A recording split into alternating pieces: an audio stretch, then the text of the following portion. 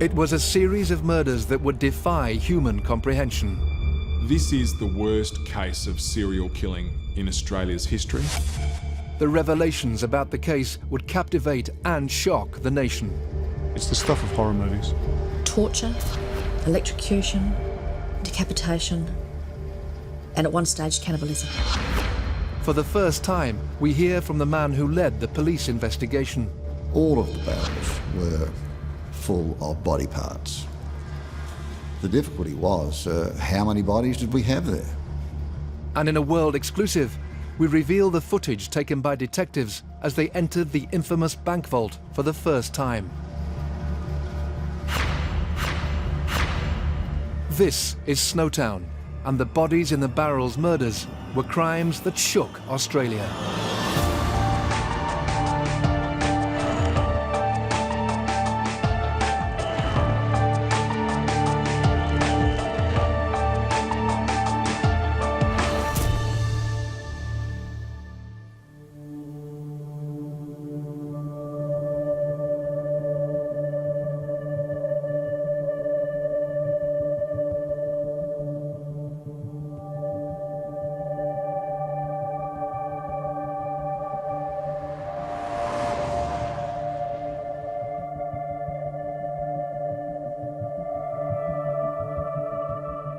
Sometimes, the most shocking crimes can start with a less significant case, an almost inconsequential inquiry that prompts an inquisitive detective to delve a little deeper.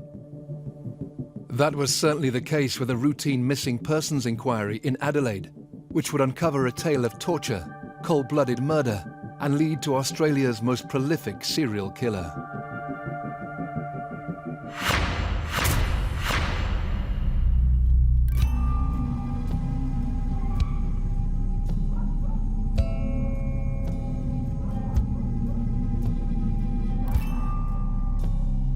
There was an officer in charge of the police major crime section, Paul Schramm, who instigated a system in the major crime branch that when detectives had some downtime, which was rare, they would have a look at old missing persons cases. So cases that had perhaps sat idle for a while. They're never closed, but perhaps had sat idle for a while. I'd only just gone to major crime investigation branch, and the missing persons section came under the same branch structure. So I asked the missing persons section to choose 10 files that they thought were most worthy of a review. The reason he did that was that people who disappear really only disappear for 3 reasons generally, and one is that they've chosen to, another is that they've taken their own life, and the third is that they've met with foul play. And when that possibility can never be discounted, then a missing persons case is always worth looking at and considering. One of those files was a chap called Clinton Trezise. Clinton Trezise was a down-on-his-luck young man who had spent most of his childhood in foster care. He disappeared in 1992 and wasn't reported missing for 3 years. There wasn't really anything to go on. The usual trails had gone cold soon after his disappearance. Things like transactions in his bank account, they weren't occurring. Some of his possessions had disappeared at the time he did from his flat. A lot of people disappear in that way for whatever reason, and so it was a difficult case. While that was happening, there was another missing persons case that came to the attention of the missing persons unit, which worked side by side with the major crime branch. And that was a person called Barry Lane, who vanished and was reported missing by his family. And it became clear to the police fairly quickly that there was a link between Trezise and Lane, that they were associates. Clinton Trezise had actually been living with Barry Lane in the early 1990s, and the pair had become close friends. Rumours swirling around Adelaide's northern suburbs even suggested there was a physical relationship between them. Barry Lane was a bizarre, warped character. He was a pedophile. He was a predator. He had no redeeming features. The detectives started to look into the background of those 2 people. And what we learned very early was that they were on a disability pension. their disability pension was still being drawn down at various ATMs. Traditionally, when you look at a missing persons file, if that is happening, it may indicate that the person is still alive.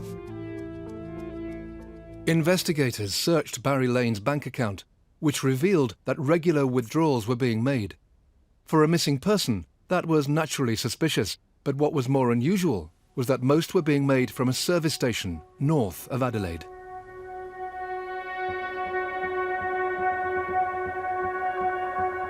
Surveillance cameras were installed watching that particular bank machine at that particular service station. And pretty early on, pretty soon after those cameras were installed, police were able to obtain footage of a person making withdrawals from Barry Lane's bank account. Only it wasn't Barry Lane. And so that left police with a task to determine who that was, and they were able to do that pretty quickly, and that person was Robert Wagner. Police discovered that Wagner was a friend of Barry Lane's, and now he'd been spotted taking money from the missing man's bank account. 2 weeks later, he was seen doing the same thing again.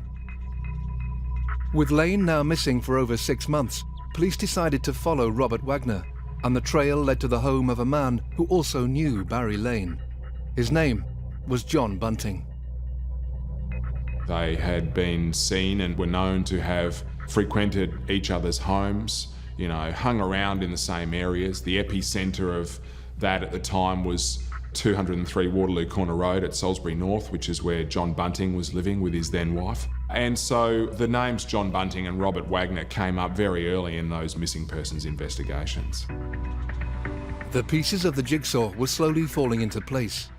The more police searched, the more links they found between John Bunting, Robert Wagner, and missing people in Adelaide's northern suburbs.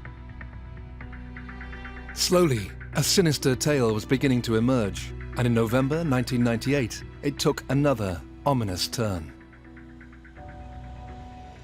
At about that same time, Elizabeth Hayden was reported missing. When police visited Hayden's home looking for the missing woman, they interviewed her husband, Mark. He claimed the marriage was over and his wife had left. His statement also mentioned another man who had often visited the house, John Bunting.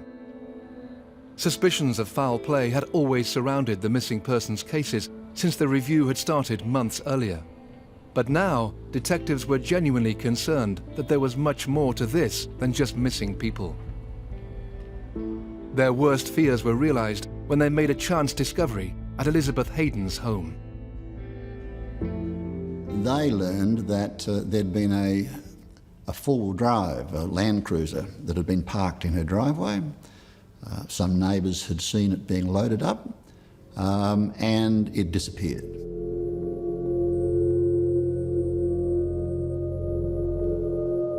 The witness account described Bunting and Wagner loading garbage bags into a four-wheel drive at about the time she disappeared. The Land Cruiser was important to our investigation because it had disappeared from Elizabeth Hayden's premises at about the same time as she'd gone missing. So it was important to find out, had she met foul play, had she been conveyed in this particular vehicle, what was the relationship with her disappearance? The Land Cruiser represented a vital clue, the first breakthrough that would eventually lead police to the infamous bank vault and its gruesome contents. John Bunting, Mark Hayden and Robert Wagner were all interviewed separately, and they all provided a different account as to what had happened to that Land Cruiser, where it had gone and how it had been disposed of. So that immediately rang bells with the police. It became a vehicle that we needed to urgently find. Bunting and Wagner were soon linked to yet another missing person when the 1996 disappearance of Suzanne Allen was re-investigated. Her file was littered with connections to both men, including the two of them being spotted loading her furniture into a truck around the time she was reported missing. Throughout the review, gradually the names John Bunting and Robert Wagner just kept coming up as police were making routine inquiries into what had happened to these people. Whether it was as someone who had known them, a friend, had lived with them, or just had made a statement about the missing person's last known movements, those names, John Bunting and Robert Wagner, kept coming up, and eventually that meant they were a focus. By February 1999, the disappearances of Clinton Trezise, Barry Lane, Elizabeth Hayden and Suzanne Allen were all classified as major crimes. Only a few months later, a fifth name was added to the list, a former lover of Suzanne Allen called Ray Davies, who hadn't been seen since 1995. Police began to link more and more disappearances with the names Bunting and Wagner. But what detectives didn't yet realise was that a trail of missing people across Adelaide's northern suburbs would lead them 150 kilometres to an isolated country town. And Snowtown would become forever associated with one of Australia's most barbaric killers.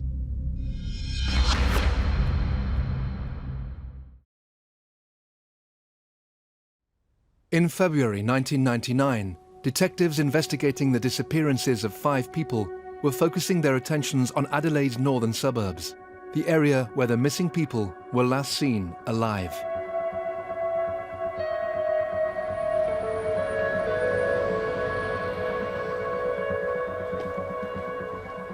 Adelaide then, as it is today, is a great place to live and do business. Great scenery, beaches, wine, second to none in the world. But like other cities, some of the lower socio-economic areas do have slightly higher unemployed youth. There were families for whom employment was unthought of. So it wasn't a case of people wanted to get jobs and couldn't get them, but rather there were whole communities in which it was unthinkable to hold a job. And with that, you get crime. Detectives were beginning to strengthen the links between the 5 missing people. Many were having money taken from their bank accounts by strangers. But what was more worrying was that they were all linked to the same 2 individuals, Robert Wagner and John Bunting. John Bunting didn't have a criminal history, nothing that was serious. There were no serious assaults or anything like that, just minor matters. Robert Wagner, the same, nothing serious. John Bunting grew up in the suburb of Inala. His parents were good, honest people, and they loved him and they cared for him. But he showed some really concerning traits as a child from very early on, and one of those was the pleasure he used to take in killing things. It started with insects, and he'd experiment with dropping insects into different types of acids or chemicals and see how quickly they died. And as he got older, as a teenager and a young adult, he took a bit more pleasure than you would expect from killing animals and things like that. So there were some early signs that this was a fella who was definitely not right. As he grew a bit older, he also developed an interest in Nazism and white supremacy, to the point where he read a copy of Mein Kampf and upset his mum by painting a swastika on the inside of his car boot. But by his own account, he also suffered a horrible moment of sexual abuse at the hands of a brother's friend, where he was sexually assaulted, or so he would tell years later. And I think that had a significant impact on him as well. Wagner was also sexually abused as a young man. Bunting, to some extent, also preyed on that vulnerability. Wagner was very much Bunting's henchman. He was a tall man and provided Bunting with a physical backup that he needed. He needed someone who wouldn't question him or challenge him. Wagner fulfilled that role. As police attempted to untangle the complex web of missing people that surrounded Bunting and Wagner, their attention focused on Elizabeth Hayden. She was reported missing by her brother on the 25th of November 1998, and she hadn't been seen since. Elizabeth Hayden was the wife of Mark Hayden. She was not a particularly intelligent person. She had endured a difficult life, and she was someone who existed at close quarters with John Bunting because he was friends with her husband, and she eventually began to irritate John Bunting. He found Elizabeth Hayden irritating, and Mark Hayden obviously developed a dislike for his wife. Mark Hayden is a down-on-your-luck kind of guy. He's a working-class person, not very intelligent at all. And Bunting, like he would with other people, would hold court with Mark Hayden, talk to him about things he'd done, boast about violent things he'd done or crimes he'd committed. And Mark Hayden was a weak and an easily led person and quickly fell under John Bunting's spell. On the 6th of February 1999, what started as a straightforward missing persons case review was reclassified as a major crime. This meant police investigating the 5 disappearances were given more resources, and investigators stepped up the surveillance of the 2 men at the heart of the police operation. At this stage of the investigation, we had sufficient evidence to go to a judge and to get some telephone intercepts, some listening device warrants. The detectives who were investigating the case were contacted by our surveillance section, who were surveilling Mr. Wagner and Mr. Bunting, and we found that they were heading to Snowtown.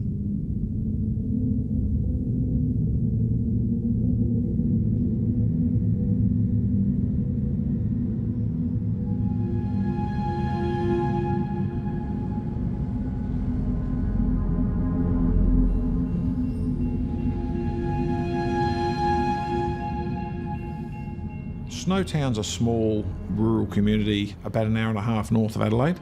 Population, I think, in the low hundreds. It's probably full of mostly retirees and farmers from the surrounding district.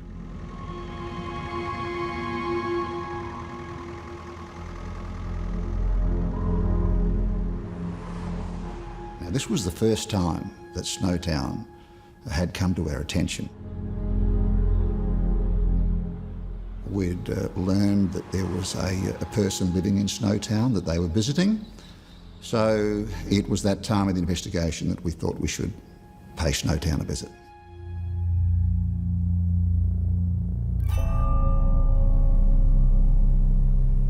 When the detectives arrived at Snowtown in Railway Terrace, there was a lot of cars in varying stages of disrepair in the front yard. And to their surprise, there was the missing Land Cruiser that we'd been looking for all over Australia. So that was a significant step in the investigation. Now we had a link between Bunting and Hayden and Wagner and the Land Cruiser. The Land Cruiser found in Snowtown was last seen at Elizabeth Hayden's house in Adelaide 6 months earlier. Given that it had disappeared at the same time as her, police were keen to find out where it had been. So we opted to go and speak to the owner of the premises, and he told them that, in fact, that person knew Mr. Bunting, Mr. Wagner, and a person called Hayden, and that, in fact, these people had rented an old bank building in Snowtown.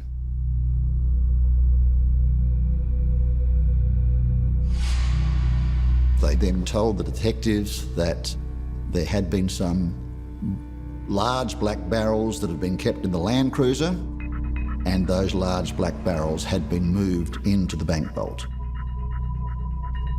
It was an old, small country bank, disused, apart from being used now for storage of old electrical items, computers and things like that were broken. So once we got in, the side door leads you into the now vacant sort of kitchen meal area of the bank.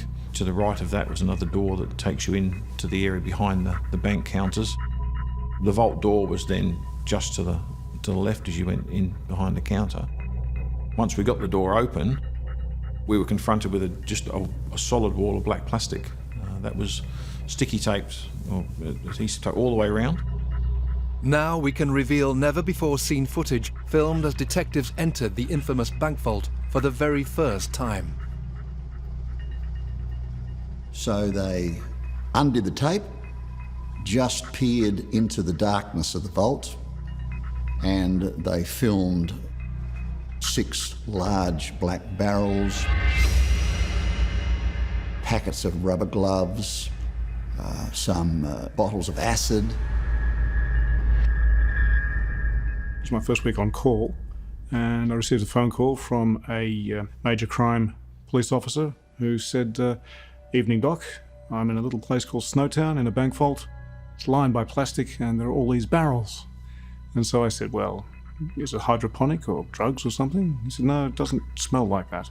And then he said, "What would you like to do?" And I said, "Well, I don't know, why don't you just open a barrel and have a look and phone me with the results?"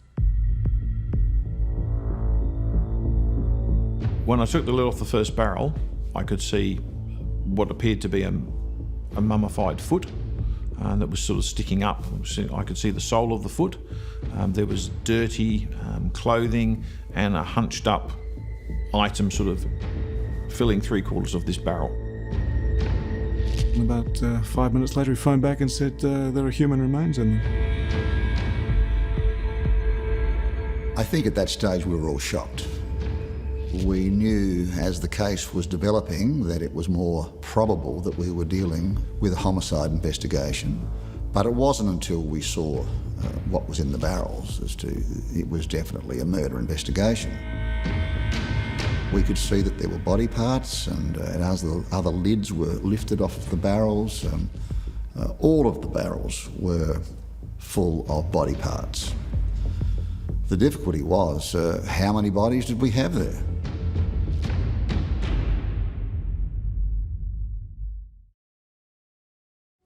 Police in South Australia had made a gruesome discovery inside a bank vault in Snowtown, 150 kilometres north of Adelaide.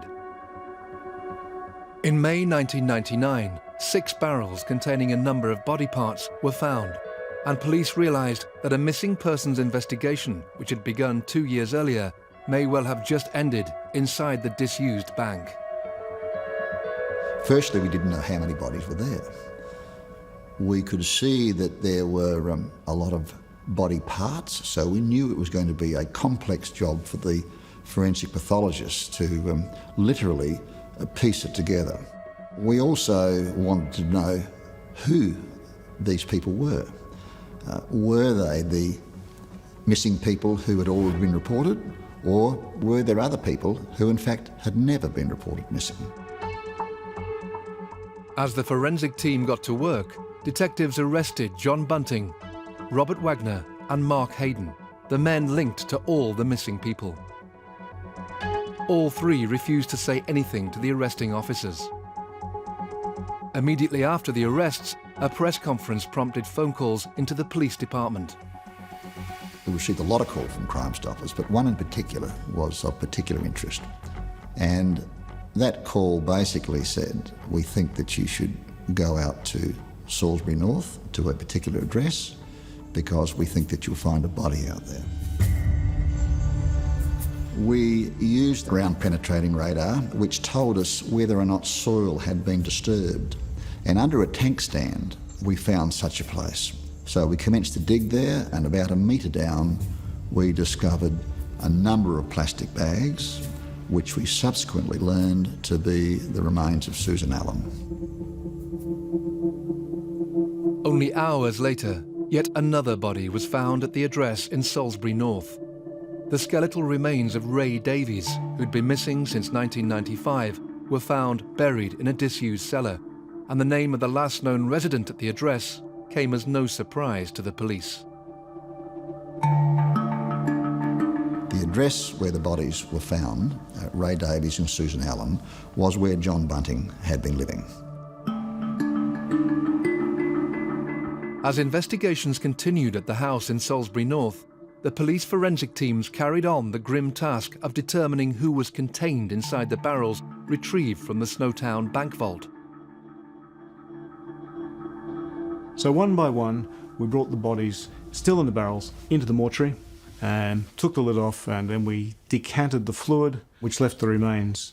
And then we basically just reached in and took the bodies and the body parts out.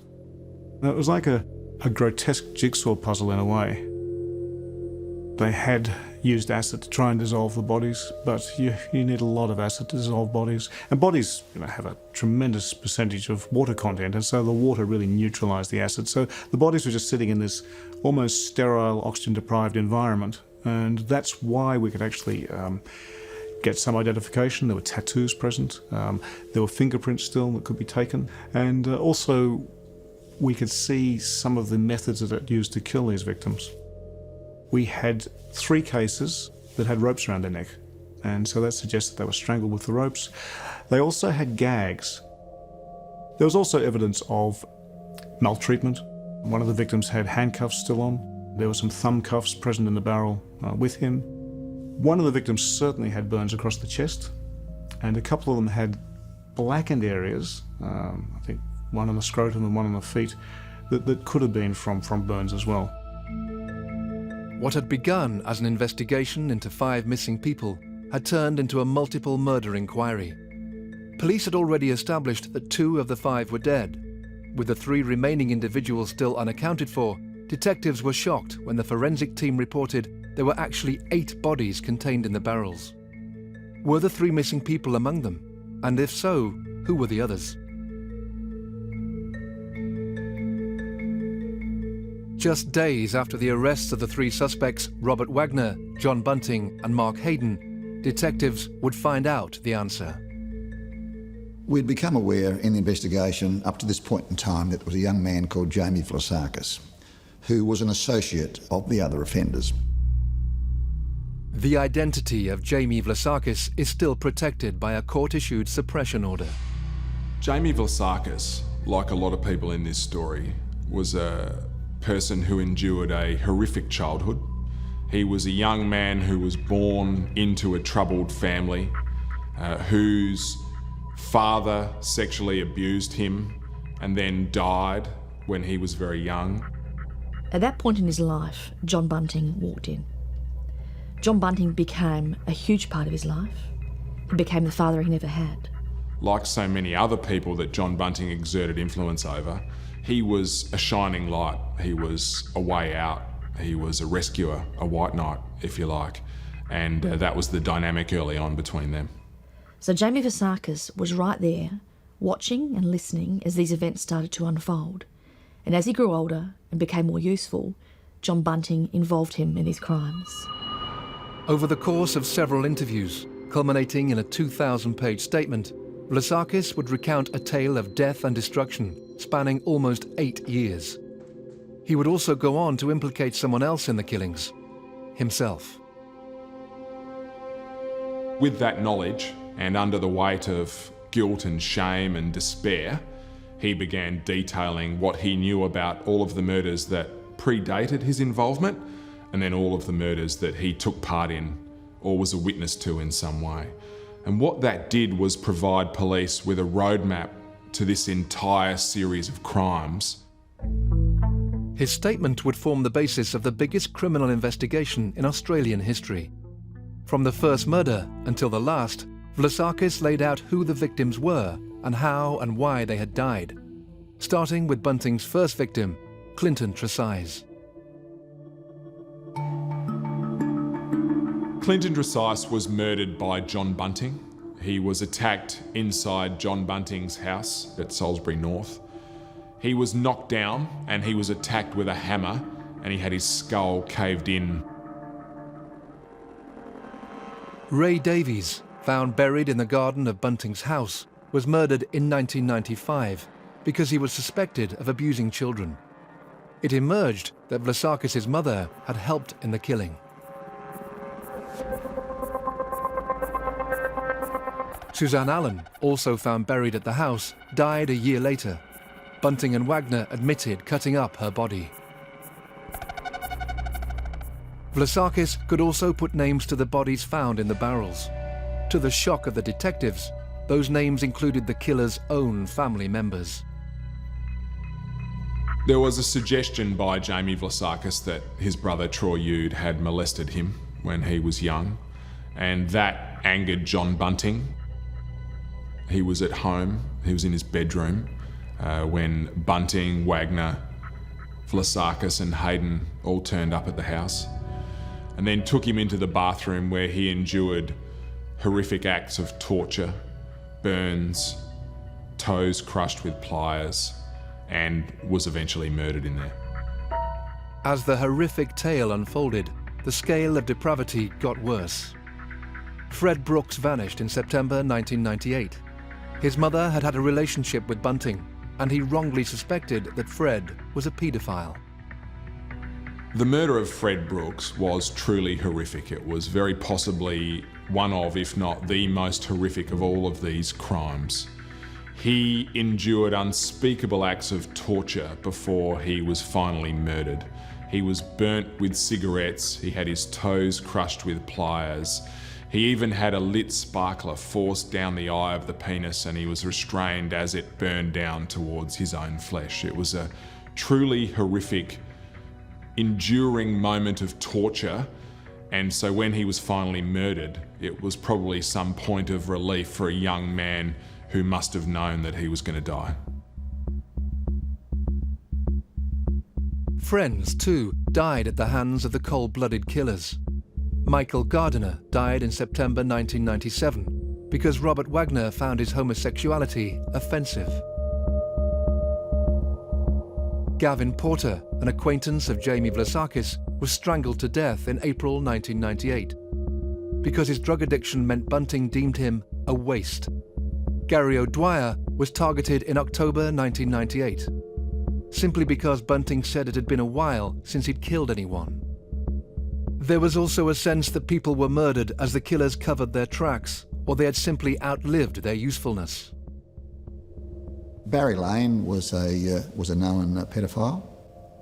I think it was because of that background that made Lane a target for Bunting.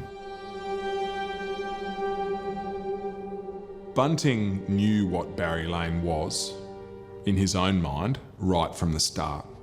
But he tolerated Barry Lane because he wanted information from him about other people he knew, other pedophiles, people that Bunting wanted to pinpoint, punish, maybe even kill. So John Bunting used Barry Lane for information, and when he was done, or when he could no longer tolerate Barry Lane, he killed him. Thomas Trevelyan was involved in the murder of Barry Lane and helped dispose of Barry Lane's body.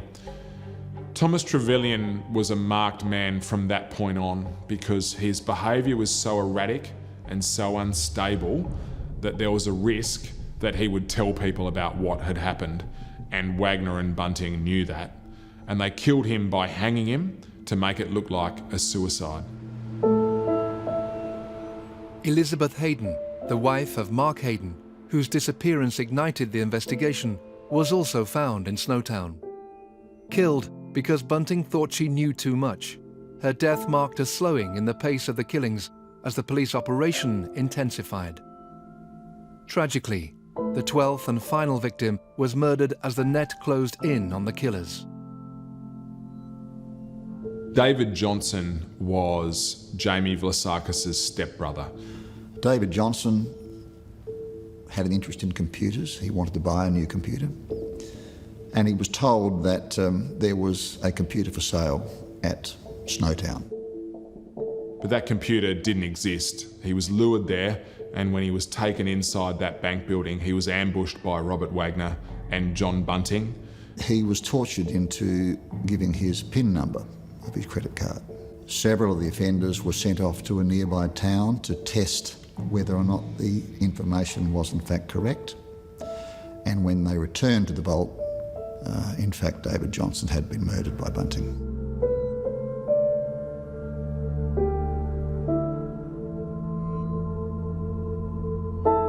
Just 11 days after Johnson was killed, police entered the vault of the bank for the first time and discovered the barrels.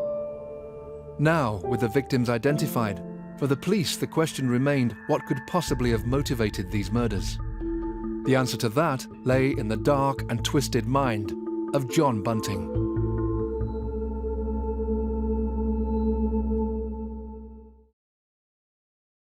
John Bunting and his accomplices Robert Wagner, Mark Hayden and Jamie Vlasakis had been charged with multiple counts of murder, after police were convinced that they lay at the centre of a web of torture and sadism that had resulted in the deaths of 12 people. The question that would overshadow any trial: what could have motivated the killers? The key to what happened with these murders is Mr. Bunting. I mean, he sits at the centre of it.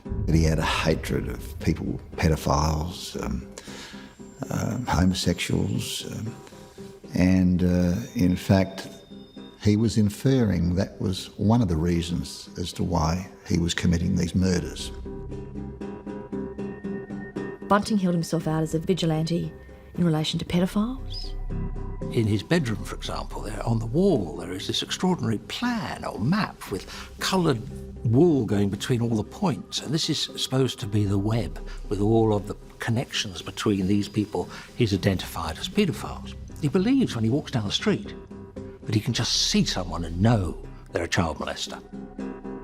Of course, as we subsequently learned, most of the people who were victims in this horrific crime weren't in that category, and clearly that wasn't the total reason as to why Bunting was committing these murders. As his crimes unfolded, he killed people for the sake of killing people.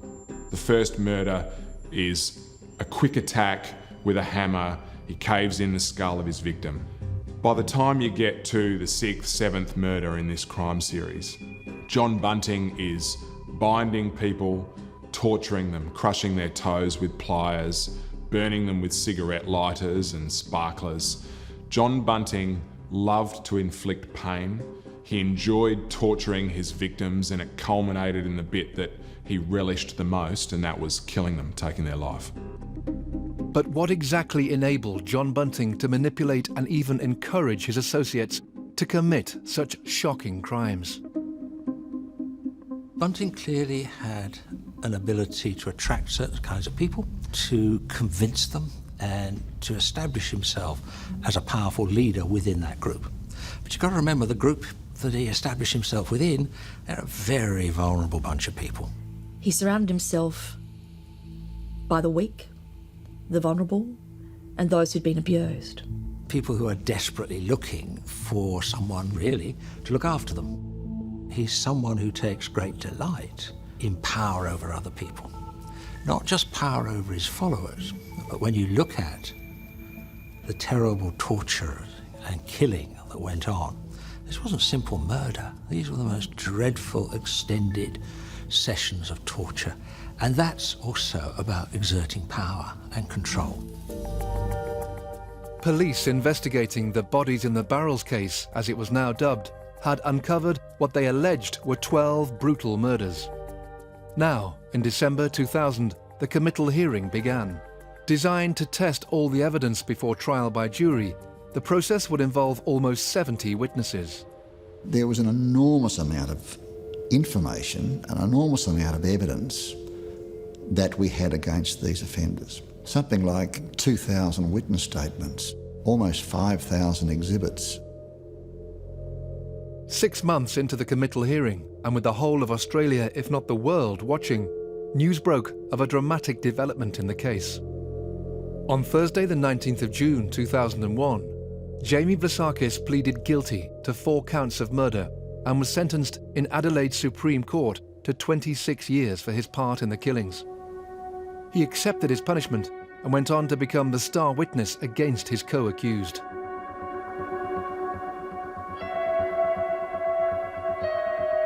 Whilst we had lots of pieces of evidence, Jamie Vlassakis was the storyteller. Jamie Vlassakis could tell the story of how this could possibly happen. He put the personalities into the equation. He could tell us the whys, not just what happened, but why it happened and how this could happen. Yes, of course it was to his advantage that he assisted. Yes, it meant he got a lesser sentence. But I believe that he was also personally motivated by guilt and a desire to actually do the right thing. After years of legal arguments, the trial of John Bunting and Robert Wagner began on the 16th of October 2002. Both men were charged with numerous counts of murder. Mark Hayden was charged with 2 counts of murder and several counts of assisting an offender. He would face trial separately. When John Bunting and Robert Wagner stood in the dock in court, almost always, their mood and their appearance was defiant. They were not people who looked like they had any remorse in any way. They were not people who looked like they were emotionally overcome by the things that they'd done or by hearing about it again. They were defiant. The prosecution's case was as convincing as it was shocking. Forensic evidence found in the bank placed Bunting, Wagner and Hayden inside the vault in contact with both the bodies and a variety of weapons and tools used to torture and dismember their victims. They could also prove that Bunting and Hayden had rented the bank vault, and financial records illustrated that the trio had gone to great lengths to steal their victims' money. But perhaps the most chilling evidence was found on a series of audio cassettes uncovered during the investigation. We were partway through the trial. We had a phone call from the police saying they had something that we needed to hear.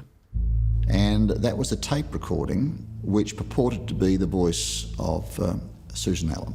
And when that was played, it was basically saying, don't worry about me, I've found a boyfriend and I've gone overseas.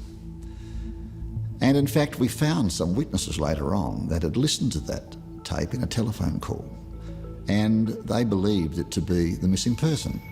So that did influence police's belief that in fact she was still alive. We of course subsequently found out that that was part of their method of operation. He would make them read certain things out and say certain things which were recorded, and then these were put together so as to make what appeared to be phone messages to friends and relatives from the person who was now dead. Given their graphic nature, the audio recordings have never been publicly released.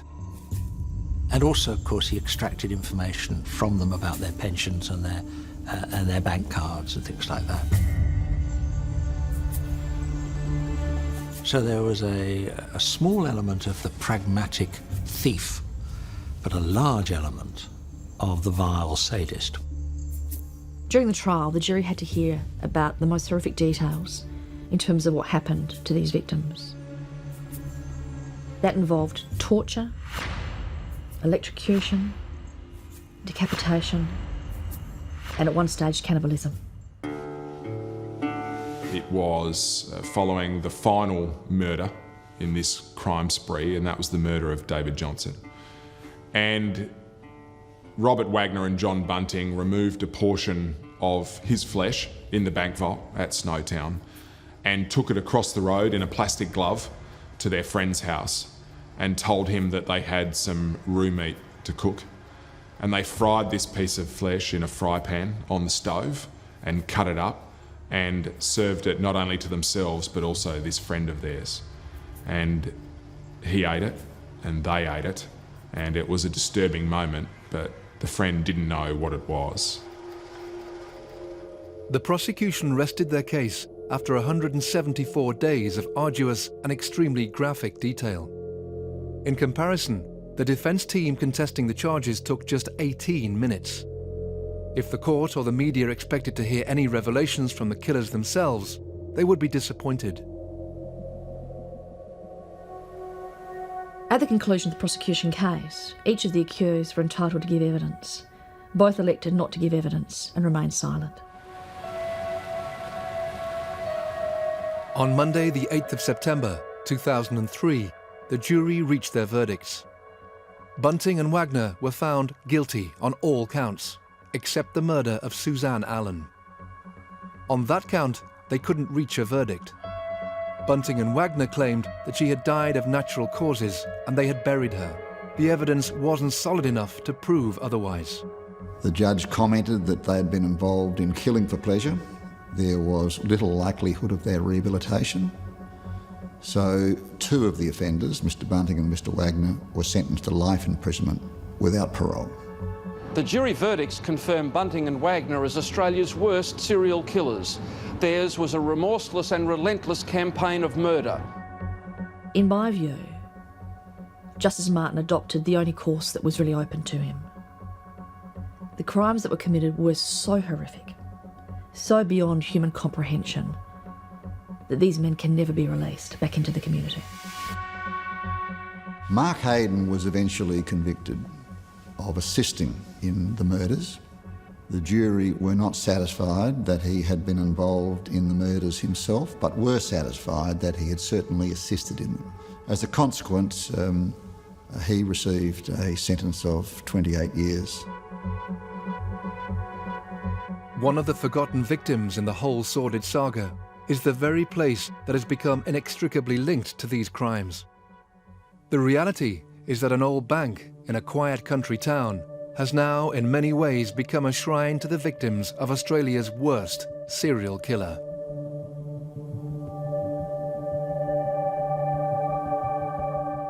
It's such a shame that Snowtown will always be synonymous with this horrific crime, when in fact none of the people charged ever lived there, none of the victims ever lived there, and only one of the murders was carried out in Snowtown.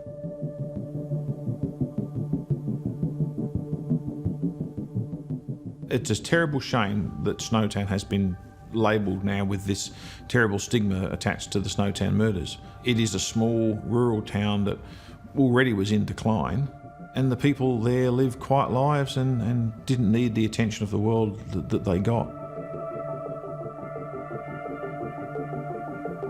People assume that the murders occurred in Snowtown. It's very unfortunate for the small community, but Snowtown is not a good name in Australia. This is the worst case of serial killing in Australia's history. It's one of the most abhorrent and worst crimes ever committed in this country. And it's also a case that is unique globally in the fact that it was a group of killers which also preyed on itself. The whole thing is actually, it's the stuff of horror movies. Could something like this happen again? Well, you would hope not, but human nature being as it is, it's possible.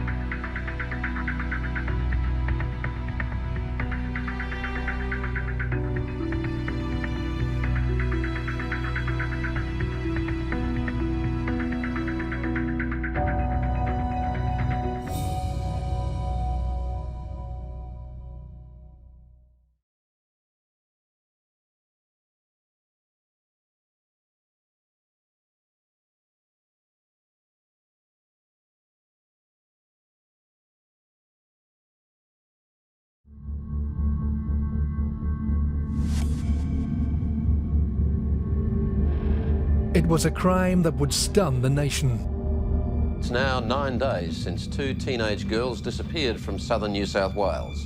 In my 37 years in the police force, this is probably the cruelest and most tragic murder I've had to deal with. The disappearance of 2 schoolgirls would devastate their friends and family. I was 17 years old when I found out, and it rocked my world. Are you able to tell me which of the 2 girls that was? The one with the blonde hair.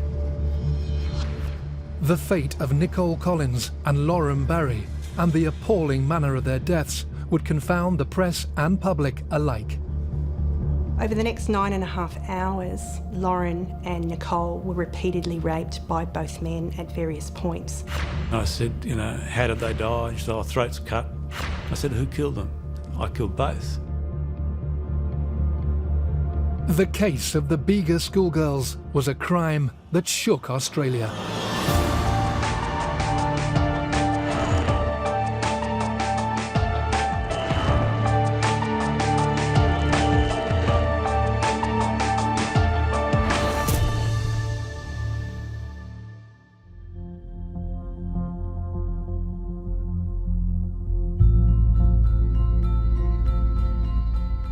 This untamed forest near the Cupra-Cambria National Park was the site of one of the most tragic, senseless crimes ever to occur in Australia.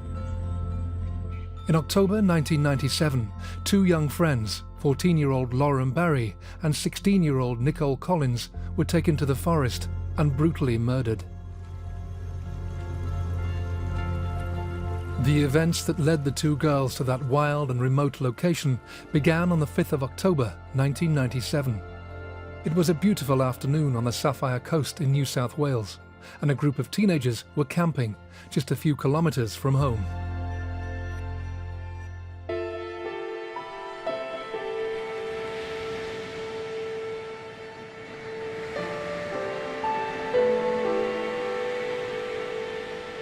Tartha is a sleepy, tiny coastal village. The area that the girls were staying was down a dirt track. It's the type of place where you think that your kids could grow up, they could have the idyllic lifestyle. On the day that Nicole and Lauren disappeared, we were camping in our camp spot that we would go to regularly with our horses. We'd been there for, I think, 2 days. We were just camping, doing the usual teenager thing. We had a fire, we were eating, listening to music.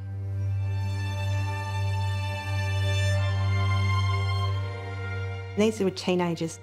They were camping in a spot that was within minutes drive of one of the parents. They were camping in a big group, there were horses. They were doing all the sorts of things teenagers should be doing, and it should have been safe. Also at the campsite that day was Lauren's older brother, Nathan. My sister, she was in a really tight-knit group of friends. They were into the horses and horse riding and tried to avoid me and my mates as much as possible, harassing them, as young boys do. She was my best friend, and she was very strong. She had to be, because I was always picking on her and blaming her for everything.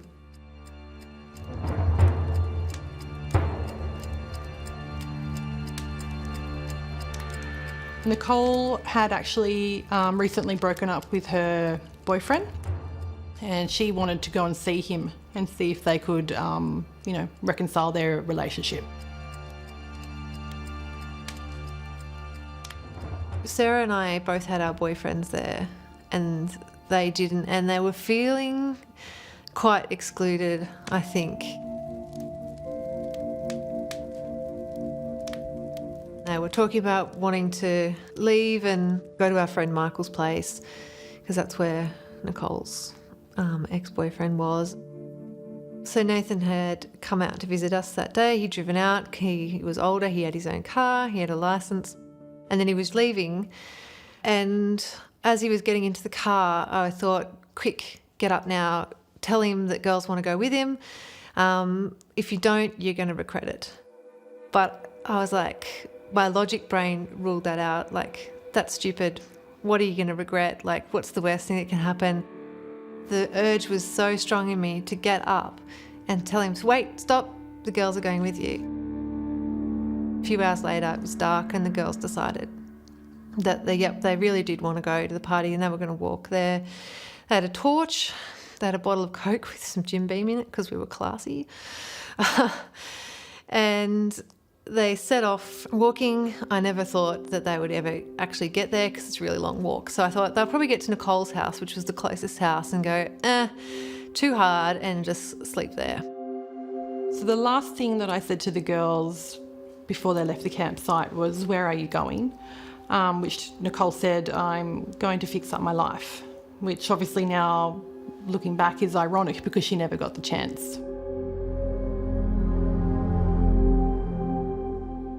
The two young girls set off through the forest. It would be the last time that their friends would ever see them alive. Not long after they left, Lauren's brother Nathan arrived back at the campsite. When he got there, he discovered that Lauren and Nicole were gone. Nathan missed the girls by only a matter of minutes. When he came back that night, as he was driving in, he must have, they must have been so close. I think it was around 10 past 10 at night. I was driving back to the campsite. Throughout my life, I've blamed myself a lot for not being there a little bit earlier, or not staying at the campsite and with, supporting them. It's pretty hard to take that I was only 10 minutes out from perhaps picking them up myself. And it wasn't until the next morning that we realised that there was something wrong.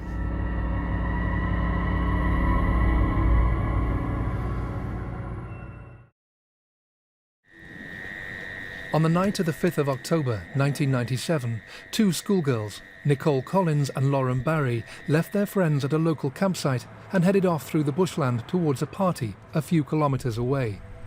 It would be the last time their loved ones would see them alive.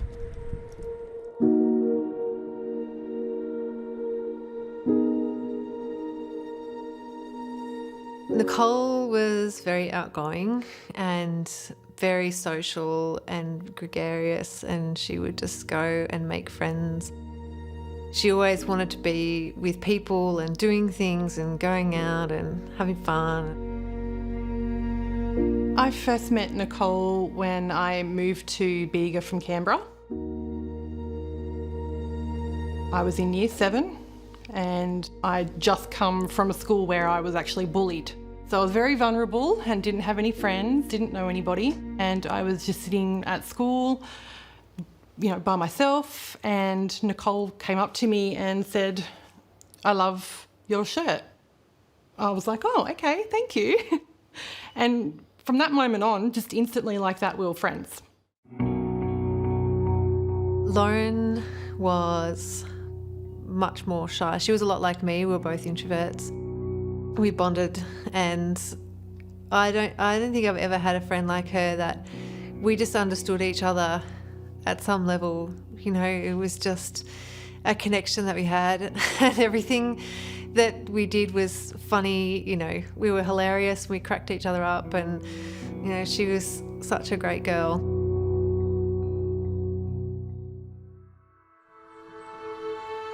The morning after the girls vanished, their friends and family began to realise something was terribly wrong.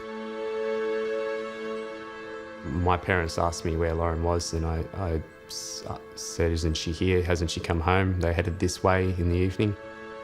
It was just over a kilometre from the campground, so I assumed that she would be there. So at that point it was like, okay, she's not here. Something's not right, I guess. Maybe she's at Nicole's place. So I think my parents would have rung Nicole's parents to find out if the girls were there, and obviously they weren't. I remember her parents arriving in the car and asking us, through the window, "Have you seen the girls?" To which we replied no. They then said the girls are missing. So we immediately, assumed, oh, they're just at somebody's house. We'll have to go and check everyone's house. To which we were told that had already happened, and they'd called up a few different places and a few friends, and they were nowhere. We assumed that they might have gotten lost walking home, but when you assume something like that, knowing them so well, it was just a hope that that's all it was. Before I knew it, basically, there was police, SES, VRA, everyone was up at our campsite within such a short amount of time. We began searching all the coastline, all the bush, all the common places that the girls would hang out or go to. Popular places that they may have been, and no prevail. There was no sign of them.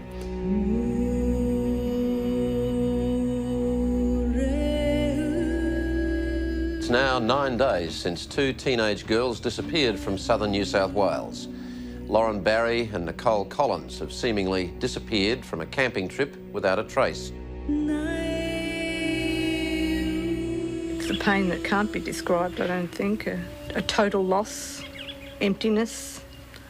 You can't get warm, you're just cold all the time because it's just a pain that is totally undescribable.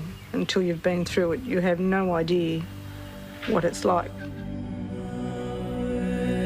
At this stage, we've got 2 avenues of inquiry. One is that the 2 girls have left the area voluntarily, and secondly, that they've been forcibly taken from the area.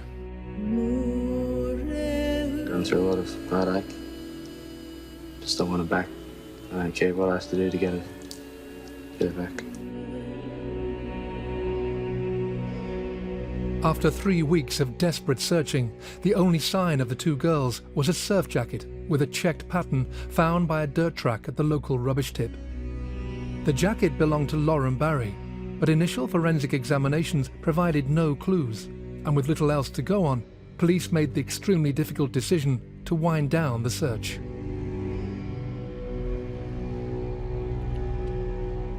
I think I went back to Sydney after 2 weeks. I was told there's nothing that could be done and I need to try and get back to work and do things. I was 17. I just did what I was told and went back to my beautiful friends and family in Sydney that looked after me over that period.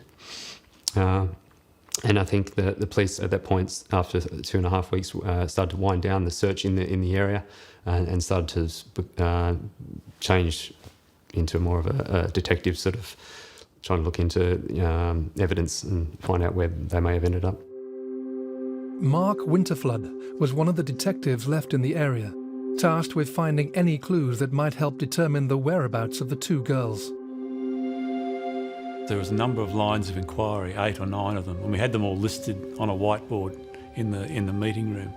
And right at the end, when people were going home, a officer from Yass, a detective from Yass, had rung through and said these two men, Camilleri and Beckett, are quite capable of abduction or kidnapping.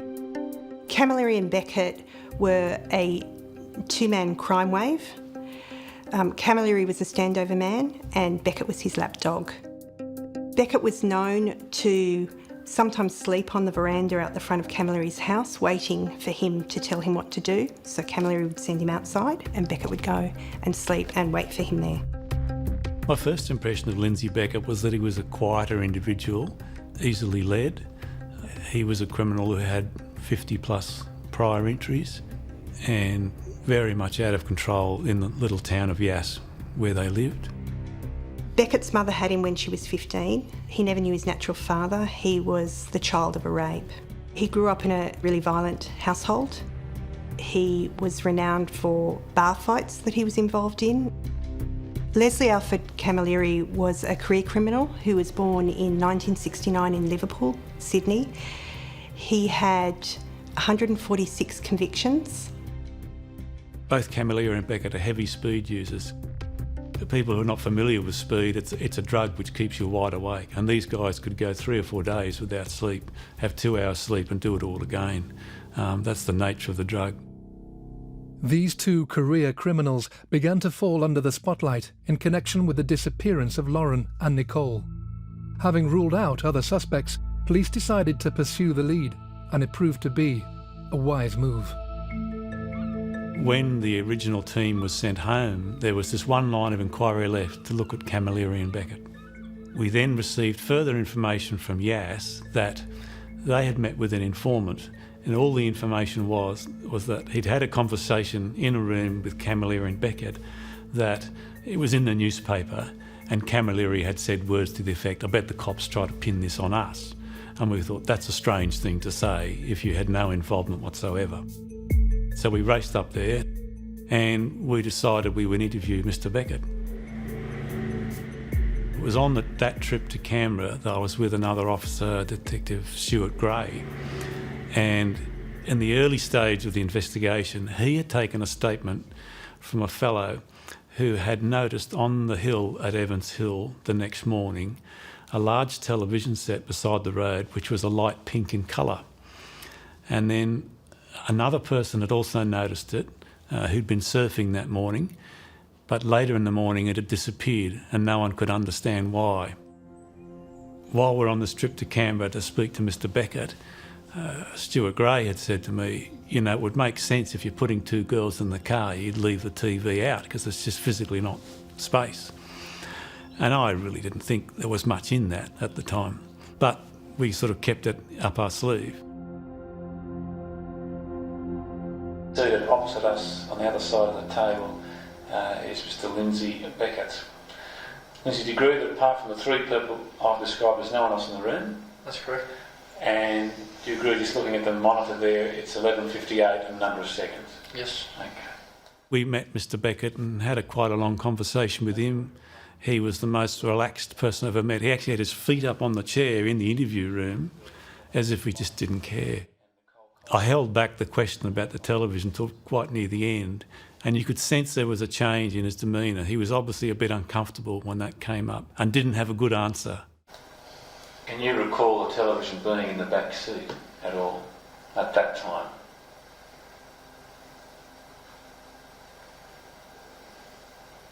Don't know. Can you recall getting rid of those bags and stuff like that? Can you recall getting rid of the television at any time during that trip? No. Convinced the television may be the clue that could unlock the case, police discovered that Camilleri and Beckett had actually been given a TV as part payment for a drugs deal. They now needed to establish if that TV was the one found on the side of the road. We went to the second-hand store and the guy he remembered it, he pulled out all his records and went through them. And he said, here it is, here's the brand, here's the serial number, and we got the lot. I said, wow. And so I said to him, can you remember what colour it was? He says, oh, I just think it was a wood grain TV. It wasn't anything special, it was quite an old one. So that really didn't fit. So we left there and we got out of Yass heading back to Beager, probably a quarter of an hour, 20 minutes. And for some reason I'd given the dealer my business card with the mobile number. I got this mobile call from him apologising to say, listen, I forgot something which I think is really important. He said, that TV was pink. So, oh, we stopped the car. Well, that's it. It's got to be it.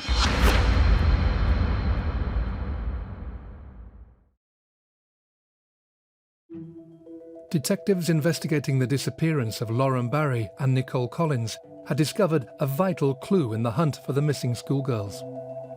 A pink television found by the side of a road where the girls were last seen placed Leslie Camilleri and Lindsay Beckett in the area. An interview with Beckett confirmed the police's suspicions. 4 weeks after the girls went missing, police now needed to get Camilleri's version of events.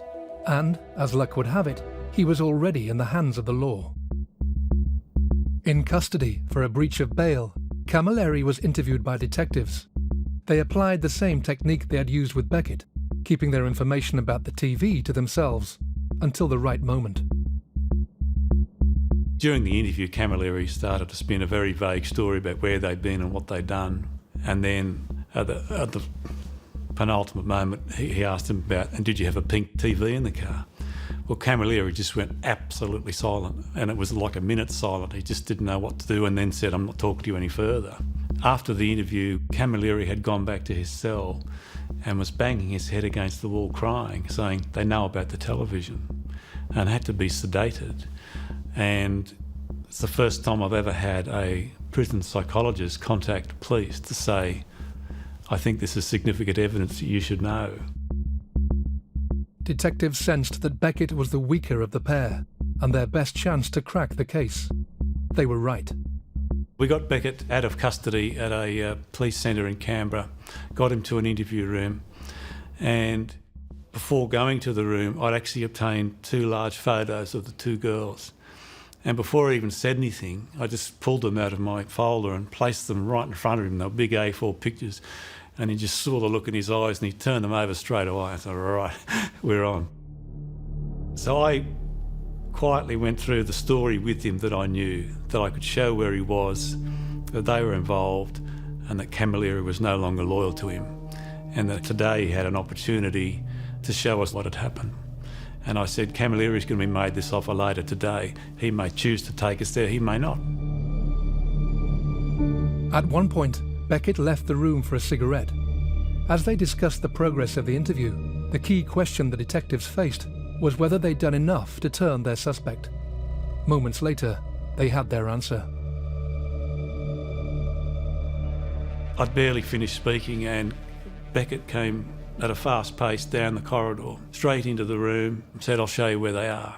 We unfolded a large map we had with us, and you could see him following the Monara Highway And he went sort of across the border, past Bombala, and said, I think they're about here. And I said, you know, how did they die? And she said, oh, throats cut. I said, who killed them? I killed both.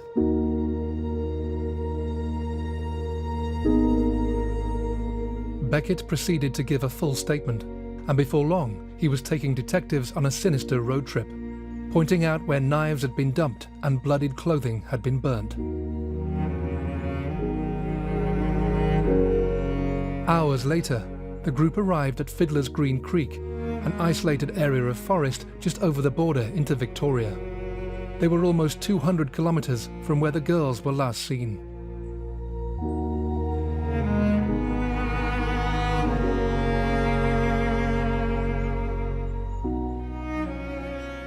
So we're traipsing down through quite thick bush. And as we descend into this creek, you can smell putrefying flesh. We knew we were on the right track. And we pretty well came out near this massive tree with the roots hanging out, and you could see Lauren's skeleton straight away.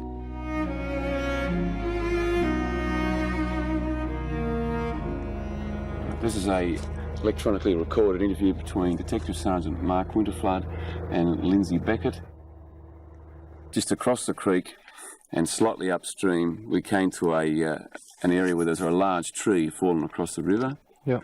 And beneath the root section of that tree in a portion of water was what appeared to be the remains of a deceased person. Yes. All right. Then I asked him, where do we find the other girl?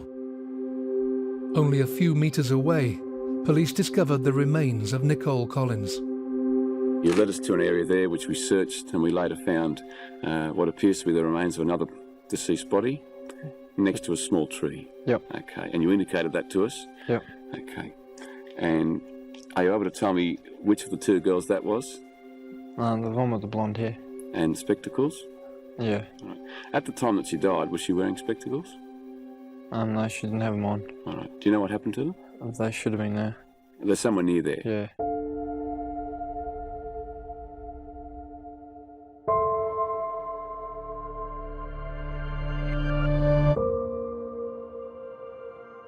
I was 17 years old when I found out, and yeah, it rocked my world. It just destroyed every little bit of security or love and knowledge I knew of the world had just been shattered. I didn't know that this sort of stuff could happen, or that there were people in the world that could do this sort of harm to others. With Beckett's statement, the police could finally piece together what had happened to the two girls and how their young lives had been tragically cut short. So they disappeared from the campfire and they walked down a dirt track. Lauren had a black torch and Nicole was carrying some alcohol. They wandered towards the road, and sometime around the time the dirt road met the main road, a car drove past with Camilleri and Beckett in it. They actually stopped in the roadway. I think the girls might have been slightly on the roadway too, and are blocking access of other cars around them.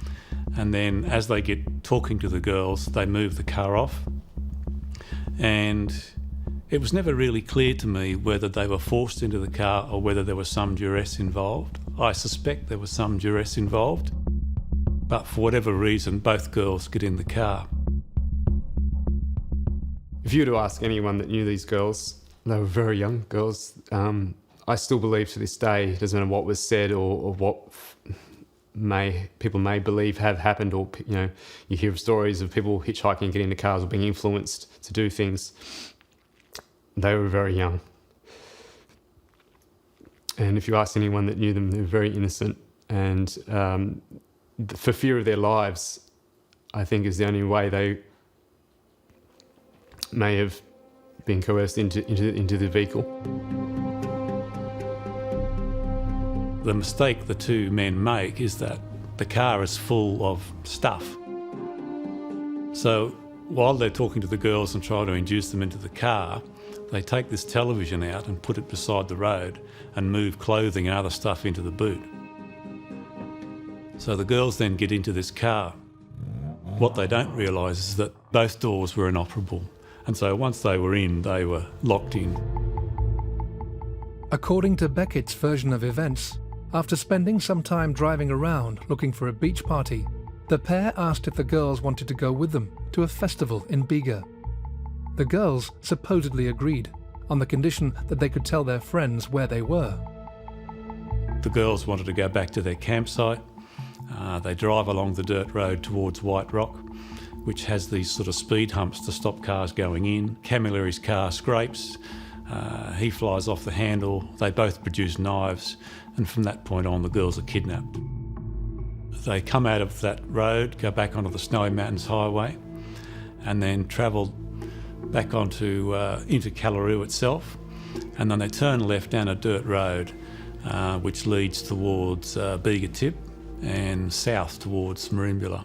Now, it's my understanding that whilst on that road, they've stopped and removed both girls from the car, and they've both forcibly had sexual intercourse with each of the girls at knife point. What's interesting from that scene, and it's never completely clear to me, was that there were 2 items of clothing belonging to Lauren Barry that were left beside the road.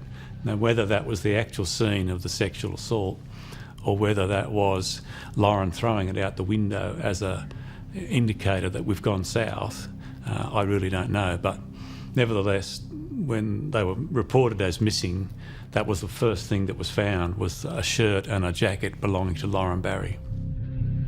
Over the next 9.5 hours, Lauren and Nicole were repeatedly raped by both men at various points. As dawn broke on the 6th of October, and following a night of the most appalling brutality, the car containing Lauren and Nicole arrived at Fiddler's Green Creek. We tied the girls up, tied their hands up, and they went down to the river.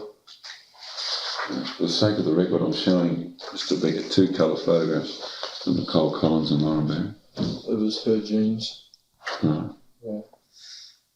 Which you wrapped around their mouths? Yeah. Right. Did you tear them up or cut them up or something? Les teared them off. Right. Both girls were then walked along a track and towards a creek bed. Lauren Barry was tied on the ground there and fully tied, hands, feet and hog-tied behind her back.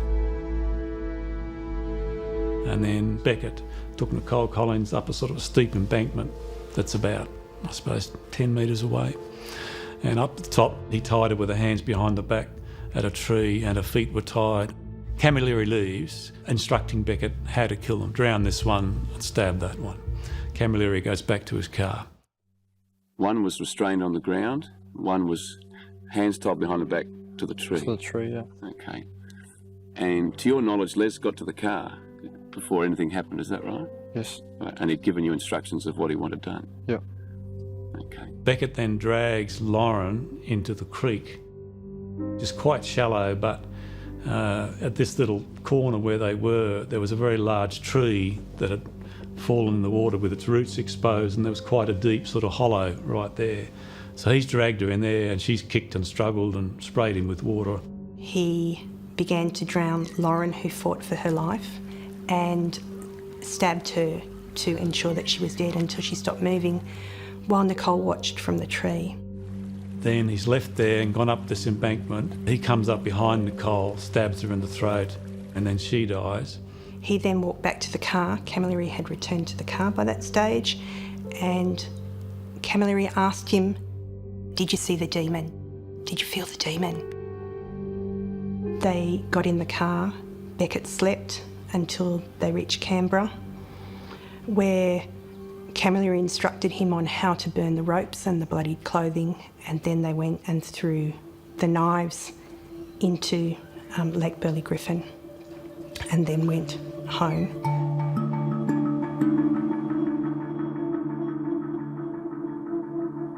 With Beckett admitting his role in the murders of Lauren and Nicole, police now had to find out what part Camilleri had played in ending the girls' lives.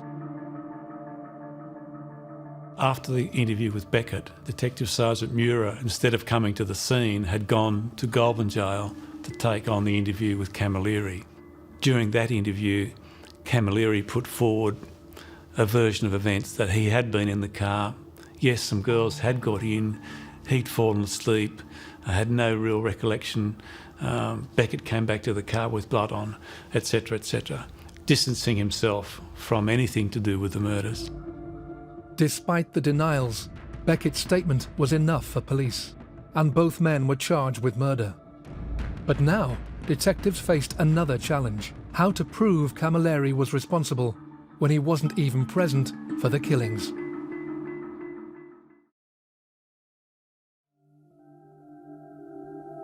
In August 1998, two men stood charged with the brutal murder of two young girls, Lauren Barry and Nicole Collins, who'd been abducted whilst on a camping trip with friends the previous October. The accused, Leslie Camilleri and Lindsay Beckett, had been arrested after a police operation, and Beckett was quick to confess. Camilleri, on the other hand, refused to accept any part in the crimes. When Beckett and Camilleri came before the courts in Victoria, Beckett entered a plea of guilty, and he was dealt with before the trial of Camilleri. And I remember at the sentencing, the judge reading Nicole's death, which was horrific. And then he sort of looked at Beckett and his barrister and said, "Your client did that?" and just sort of shook his head. Justice Vincent didn't think he'd ever heard a more terrible or moving description of a death of a person. He said Beckett was nothing more than a quite willing participant, and there was never any suggestion the girls were going to be released. Beckett was given a 35-year minimum term, and that was also on the proviso, his agreement to give evidence against Camilleri. Lindsay Beckett's testimony was crucial towards securing a conviction against Leslie Camilleri. It was clear that both men had taken drugs during the trip. In his defence, Camilleri's lawyer said that Camilleri had been taking heroin, that he'd either been half asleep or asleep during most of the trip, and that he had not been involved in the murders at all. The difficulty with Camilleri's case was that he physically was not present at the murder.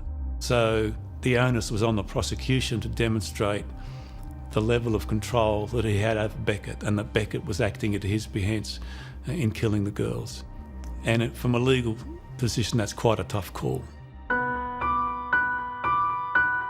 Luckily, the prosecution could call on science to help them in the case against Camilleri. Detectives had collected the clothing belonging to Lauren Barry, found at the side of the dirt track, and sent it for analysis. They found a tiny trace of Camilleri's semen on Lauren's jacket, which absolutely sealed, his involvement in the sexual assaults and gave corroboration to Beckett's version of events. Another chilling piece of evidence that further strengthened the case against Camilleri was found in police files. 2 weeks prior to the murder of the girls, there'd been an incident in Canberra where Camilleri and Beckett had picked up a girl who was also a speed user, and they'd all used speed together. They then went on to have her in the back seat of the same car with the doors that you couldn't open. She was then sexually assaulted at knife point and taken along various dirt roads out of Canberra.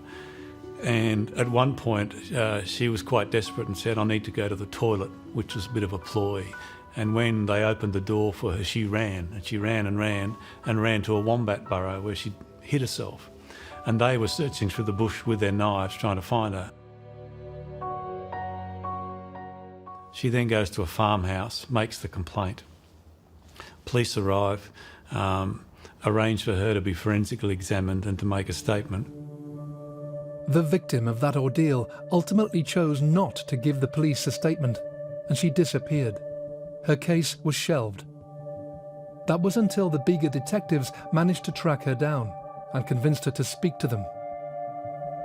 Within a week, they had actually found her and committed her to a statement which read like a live enactment of what must have happened to the two girls.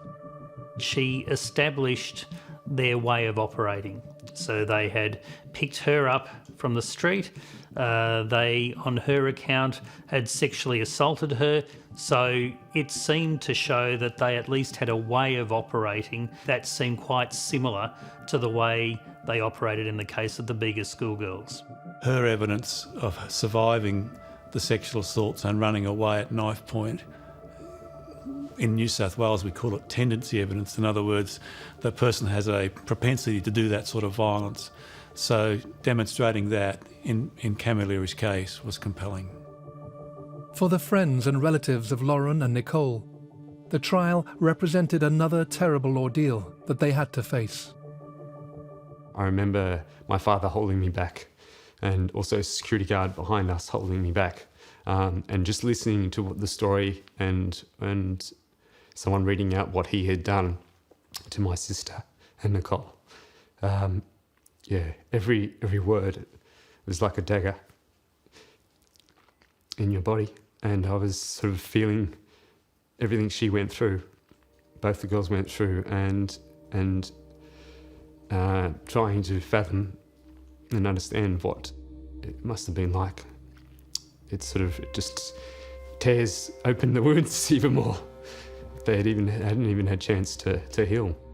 As I stood in the witness stand, I do remember Leslie Camilleri was staring at me, and it was a horrible, horrible feeling knowing that this monster who killed my friends was metres away from me and staring at me. I do remember he would be, purposely putting his hands up and yawning so everyone in the court could see him. You know, he had no remorse for what he'd done and for anyone else in the room. In April 1999, after a trial lasting almost 2 months and involving over 70 witnesses, Leslie Camilleri was found guilty of the murders of Lauren Barry and Nicole Collins. When Camilleri was found guilty, in his judgment, Judge Vincent said, "You will represent the dark in which women and children fearfully walk. Through your own acts, you have forfeited your right to ever walk among us again." It was at that point we realised he was going to be given the life sentence. For the murders of Lauren and Nicole, Leslie Camilleri was sentenced to life in prison, and with no possibility of parole, he will die behind bars. In 2013, he was sentenced to another 28 years after admitting to the murder of teenager Prue Bird. That was in 1992, 5 years before Lauren and Nicole went missing. For his part in the Beager schoolgirl murders, Lindsay Beckett was sentenced to life in prison with a minimum term of 35 years. Considering what they had done to other human beings, there has to be more to I knew what capital punishment was, and I thought, well, why can't we kill these people? Get rid of them, eradicate them. We do that with animals. We're animals. If someone has done this, why can't we get rid of them? But then at the same time, there's so much love and compassion inside me. I didn't want that either. I didn't want to be like them, and I didn't know whether they deserved more or less, or what was going to happen to them in jail.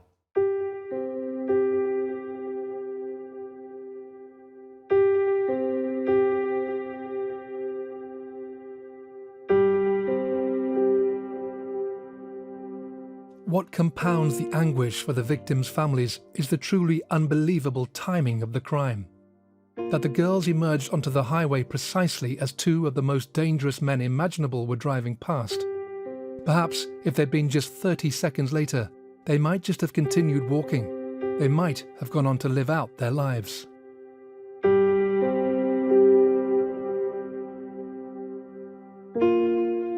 In my 37 years in the police force, this is probably the cruelest and most tragic murder I've had to deal with. Most of the detectives involved would have been on previous murder investigations, but what I think separated this one was that the intense cruelty of their final hours of the two girls, that they should suffer such horrific sexual experiences and then be killed so brutally. most of us on the team had daughters, and so you empathise with parents as to how, I don't know how they could ever move on from it. I don't think you could possibly.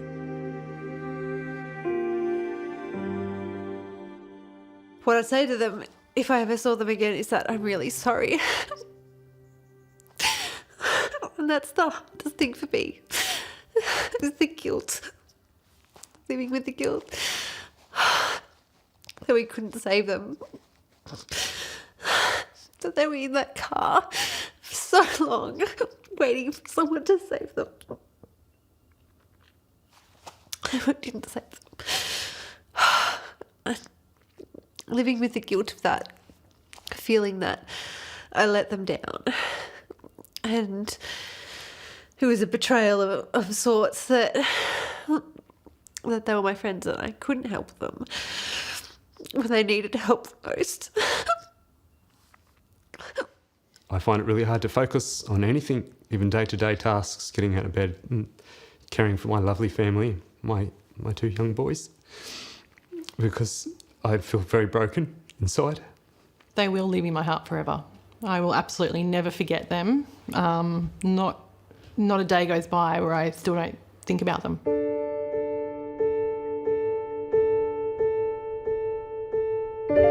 In March 2017, Nathan Barry offered to take Sarah to Fiddler's Green Creek.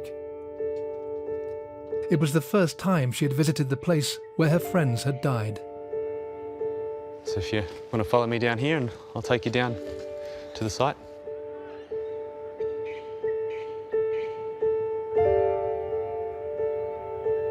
Although it's what we all know, the beautiful Australian bush with all the smells and sounds and the peace and harmony of it all, it would be pretty quickly taken away if you were a young girl being forced against your will to trudge through this steep and rugged terrain, not knowing where you were going and knowing that you were being taken further and further away from the ones you love and who you knew were probably searching for you. It's just blowing me away at how dense it is, how hard it is to get here. It's not what I had in my mind. It's really giving me just sort of the last puzzle piece, you know. I've seen it and I've been here now, so.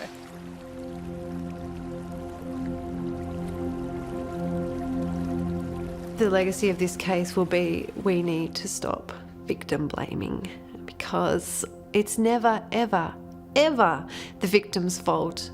And that happened a lot when the girls went missing. Oh, they shouldn't have been walking along the road, they shouldn't have been hitchhiking, they shouldn't have been drinking, they shouldn't have done this, they shouldn't have done that. Well, actually get stuffed, because it's taking blame off the perpetrators and putting it on the victims. And it's making women feel like you have to be afraid all the time and you have to be careful all the time and you always have to think about what you're doing and where you're going and who's going to be with you. But we're not putting that onto the perpetrators of the crime. Like, you have to not commit crimes. You have to, when you feel the urge to rape someone, you have to stop that. And, you know, so I hope that the legacy of this will be, it's always the perpetrator's fault and never, ever the victim's fault.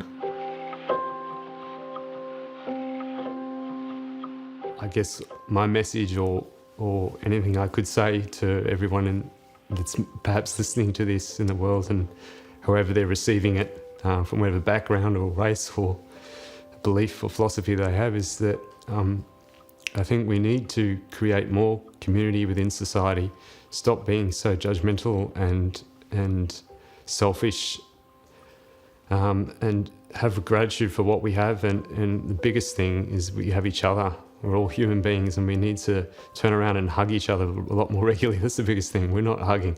We need to hug. I'm all about that. And I think there is hope for humanity, but it's a really hard thing to say when coming from what I've been through and what I continue to suffer every day.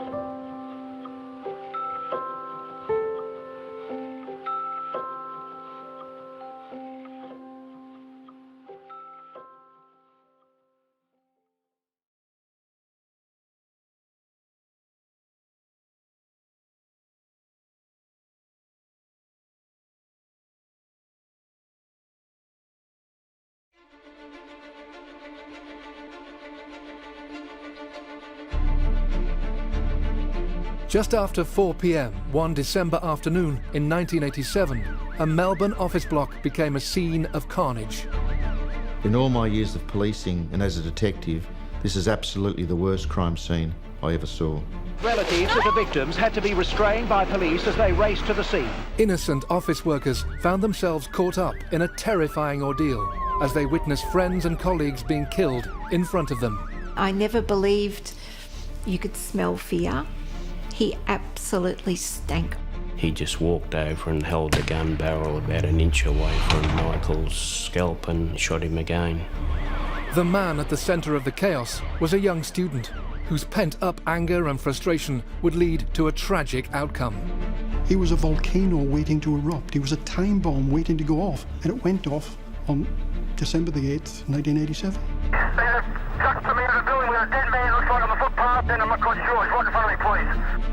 The cold-blooded massacre that took place in Queen Street in central Melbourne was a crime that shook Australia.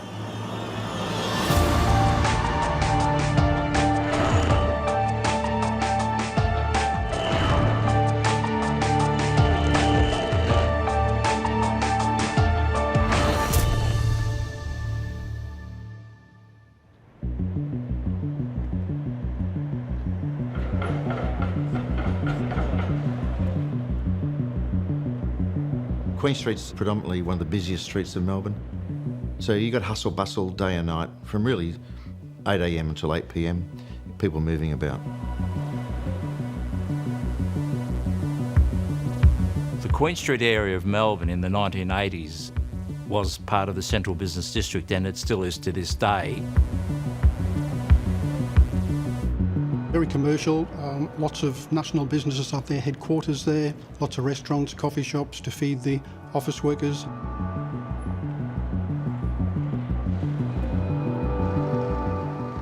Now it's a major city hotel, but in 1987, the building at 191 Queen Street was home to several large businesses, including the national headquarters for Australia Post.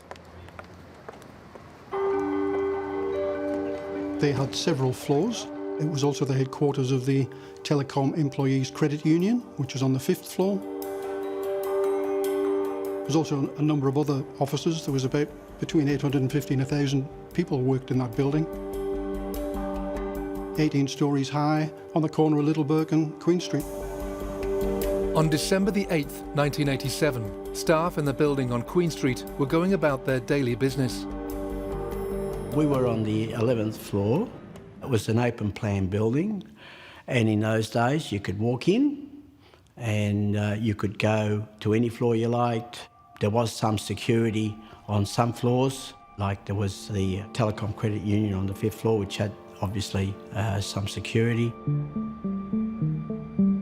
December the 8th for me was a busy working day. Nothing out of the ordinary, but it was a very busy day. It was obviously close to Christmas, and we were wrapping up the financial reporting for the previous month. I worked on the 11th floor in Queen Street, Australia Post, in the revenue and expenditure area, revenue and accounting area. I worked on the 14th floor of the Australia Post building. I knew all of the people by name on our floor, but Australia Post had maybe 14 or 15 floors. You knew a lot of people to nod to or to say g'day to in the lift. Also that morning, inside his home in the quiet suburb of Preston, 10 kilometres north of Melbourne, a young student by the name of Frank Vitkovic was preparing for the day ahead.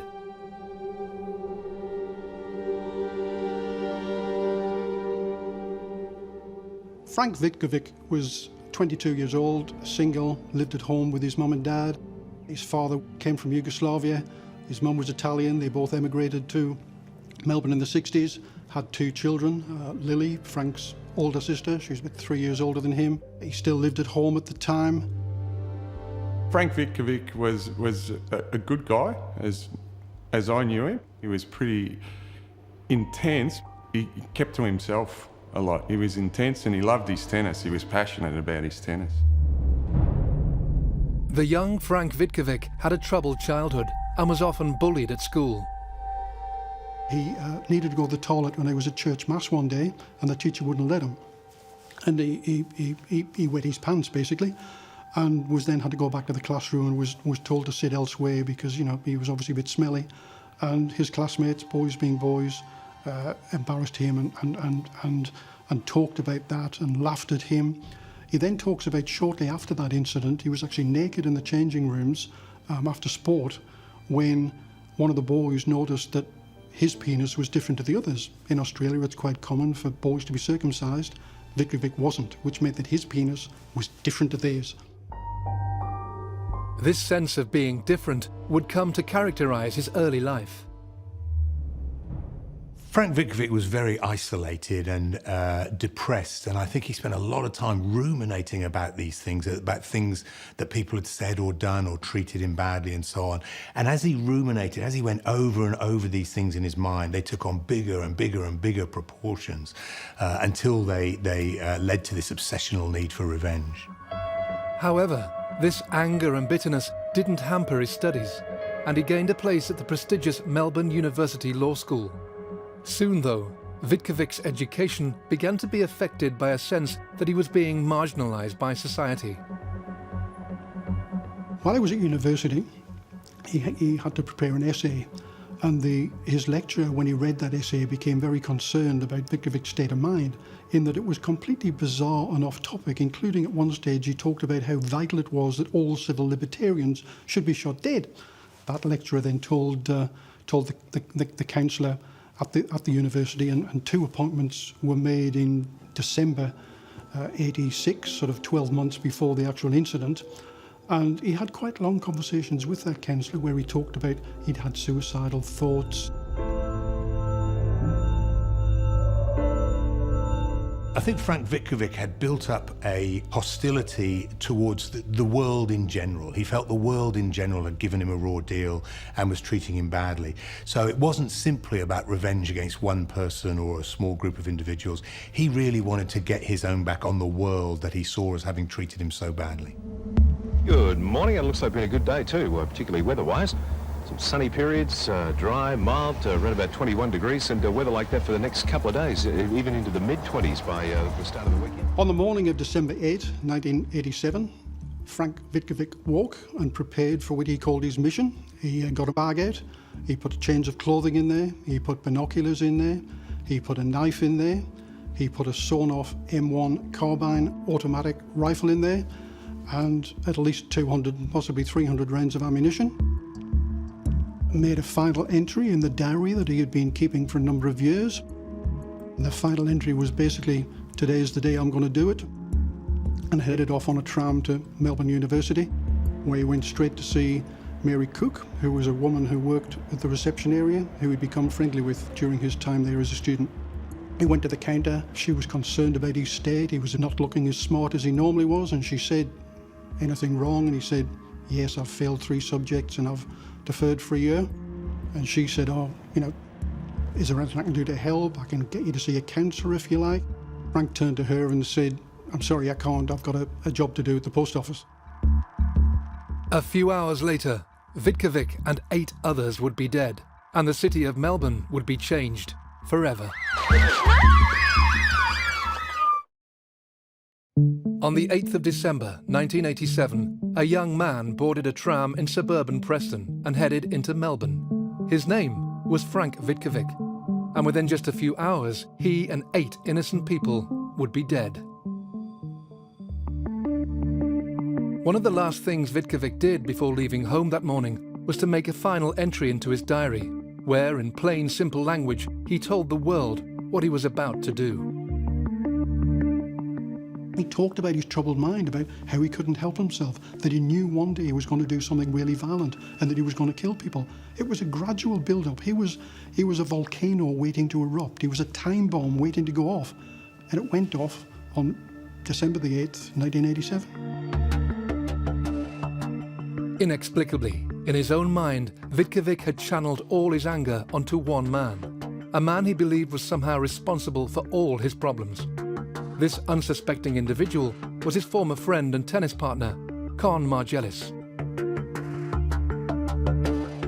Frank Vitkovic and Con Margelis had known each other since primary school. They went to the same primary school, the same secondary school. Con was one of Frank's few friends. He didn't have many friends. That relationship soured when, in late 84, early 85, Frank damaged his knee whilst out jogging. I remember that he was injured and it frustrated him because he wanted to play tennis. He couldn't play A, to the level that he wanted to, and B, as much as he wanted to. Con, in Frank's mind, wasn't as supportive as he should have been. In fact, he used to laugh at the fact that Frank was no longer as fit, and Frank started putting on a bit of weight and getting chubby. And in Frank's mind, Con was not a true friend, and that was basically the start of the troubles between them. Very strong friendship for a number of years, fell out over the knee. On that December afternoon, Vitkovic had made up his mind that Con had to pay for his supposed betrayal of their friendship. Frank made his way to 191 Queen Street, entered at the ground floor at about the 4 o'clock mark.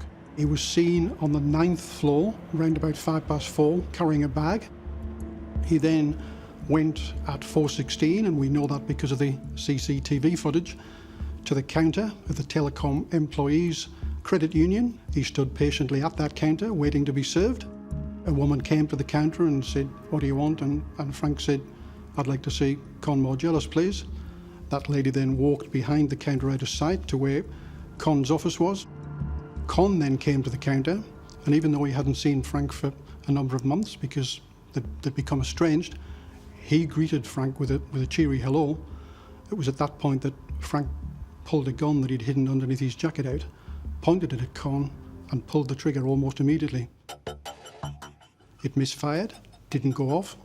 Con said, "You've got to be joking," and then fled, along with the 4 or 5 other people that were on that floor at the time that had heard the commotion. My partner and myself were acting as 503, which is the afternoon car for the City of Melbourne. Therefore, any crime in Melbourne comes to us. I want media liaison advised for all people in buildings in Queen Street to keep away from the shop windows, please. We've got people speaking out the windows. We got a call from our D24, which is our police dispatch, and we were just told, "Shots fired in Queen Street, your job." Off we went. All units to wear flak jackets. I was inspecting the prisoners at the City Watch House, and I had a portable radio with me, and then a call came over from D24 in relation to an armed robbery at 191 Queen Street. Following that, there was another call to the effect that shots had been fired. So at that stage, I got on the radio to D24 and just advised them that I'd be on the way. So we moved on real quick, lights and sirens, and we hit the tram tracks in the centre of the street and took off towards Queen Street. Back at 191 Queen Street, the 5th floor was a scene of chaos. Staff were confronted by a gunman, Frank Vitkovic, who was chasing them around the office to prevent them escaping. Frank then lifts the gun up, fires it at Con as Con is fleeing away, misses Con, and hits 19-year-old Judy Morris, who was standing in between where Frank was and where Con was fleeing. She became the first victim on level 5. Con Margelis had taken cover in the toilet, terrified the gunman would track him down. He would ultimately survive the massacre. Vitkovic, meanwhile, unable to find Con, had new targets in his sights. It became more than just about Con. Frank obviously decided that he was going to die that day. He wanted to kill Con first, couldn't find Con, so he decided that others would have to die. This was his way of righting this terrible wrong that had been done to him, almost, I suggest, symbolically through this one person. But then, as we know, through as many other people as he could kill, this general anger towards the world and society. With one person dead on the 5th floor, Frank Vitkovic decided to leave that level and go hunting for more victims. He chose the supposedly secure 12th floor. The entrance to the offices were protected by a security door. However, the procedure that restricted access was fundamentally flawed. employee John Darack got up from his desk, walked, looked through the small window, couldn't see any reason why he shouldn't open the door. The minute that door was opened, Vitkovic levelled his gun at John Darack and shot him. John Dirac would survive the shooting at Queen Street. Other workers wouldn't be so fortunate. Immediately after shooting Darack, Vitkovic heard 20-year-old Julie McBean scream.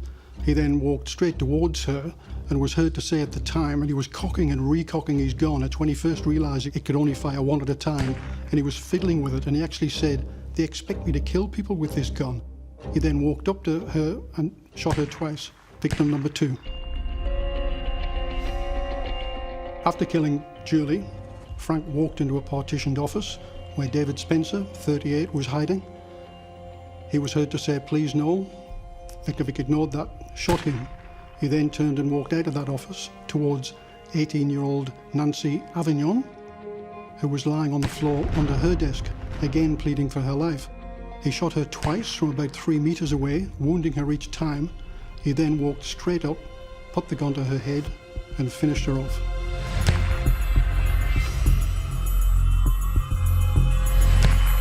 With the death toll now at 4, police were beginning to assemble outside on Queen Street. We were the first to arrive at the scene, the first detectives, and there's a couple of uniforms just getting out of cars. And what we saw was cars were blocked in the street, and there was shots fired from high above in a glass tower. Meanwhile, workers on other floors in the building were beginning to realise something was terribly wrong.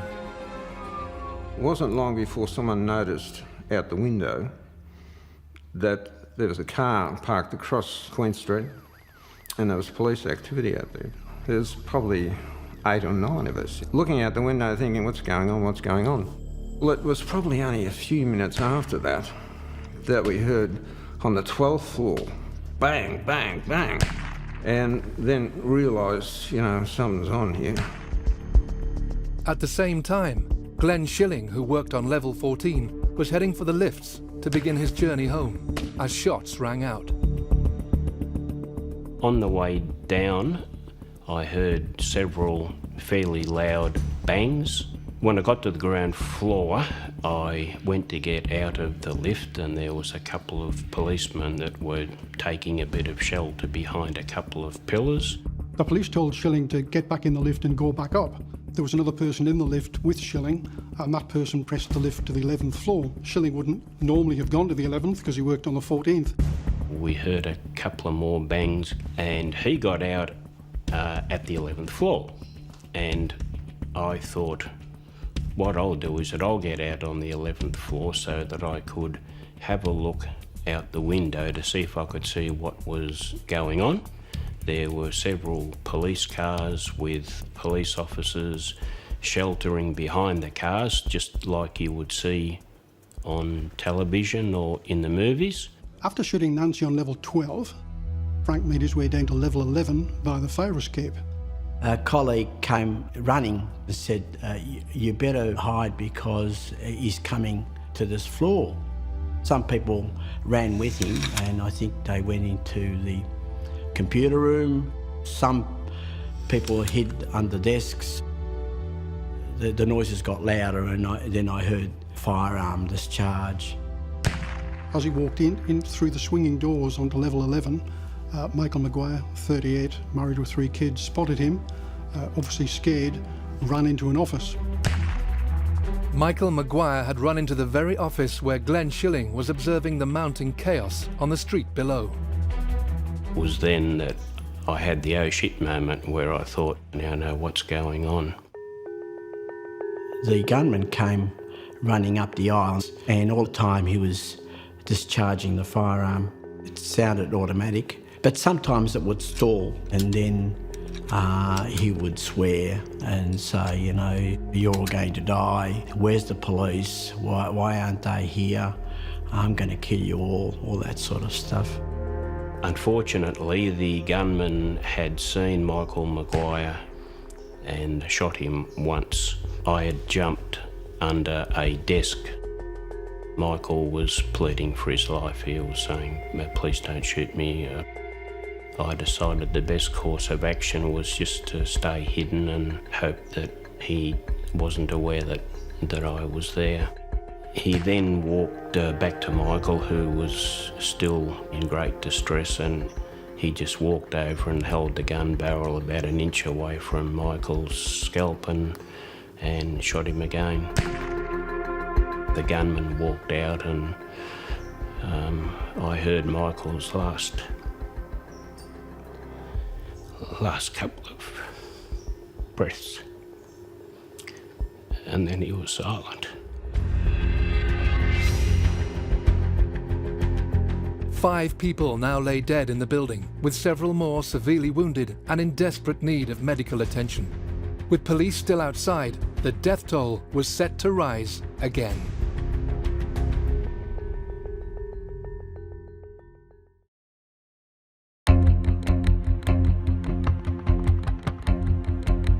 In the heart of Melbourne, a gunman was out of control, stalking the floors of a Queen Street office block. By now, 5 people had been killed and many more injured. The shooting had only been going on for a matter of minutes, but already police were surrounding the building. We'd ordered the SWAT team some 3 minutes earlier, and we were told they were 15 minutes away. And I remember saying, 15 minutes? Fuck that, it can't be 15 minutes. What we didn't know was how many offenders there were, because there were calls coming through to D24 saying that a person was on the 5th floor, on the 12th floor, on the 11th floor. There were shots being fired, and because it was such a fluid scene, we weren't able to confirm whether there was 1 or 2 or more offenders. We were still acting on the basis of the fact it was an armed robbery, and considered the fact it was an armed robbery had gone wrong, and that's why the shots had been fired. Tragically, robbery was the last thing on Vitkovic's mind. Vitkovic walked across level 11, firing at random, saying, "You're all scum." He spotted Don McElroy in a corner, fired, hitting him once. Don McElroy then fell against the window, a floor-to-ceiling window overlooking Queen Street, and smashed that window. Vitkovic then walked away for about another minute, again firing random shots. McElroy was screaming in pain. Vitkovic walked up to him and said, "You're giving me a lot of trouble, fat man," and shot McElroy again. McElroy survived. His next victim was Marianne Van Eyck, 38. She was quivering with fright, obviously scared. Vitkovic walked up to her and said, "Don't worry, I'm going to put you out of your misery," held the gun to her head, fired once, making her victim number 6. Catherine Dowling and Rosemary Spiteri were also hiding under their desks on level 11. Vitkovic started firing at them, hit Kathy, killed her, wounded Rosemary. He then went up to Rosemary at close range and shot her in the neck. She survived. Catherine didn't.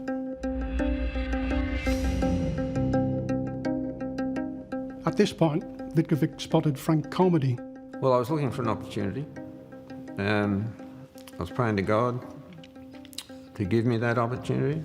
It just sort of happened. Like he said, this gun is jamming, so I thought, this is it, go for it, man. I didn't pre-think it or anything. I'm no hero. It's just a matter of survival. That's what it was, survival. Frank went for him, and I don't think he was able to get on top of him, so the gunman shrugged him off and actually shot him. I felt this burning sensation go through me, It didn't sort of super hurt, but it was just a burning sensation. After wounding Comedy, Vitkovic walked over to Rod Brown, shot him dead. Rod Brown became victim number 8.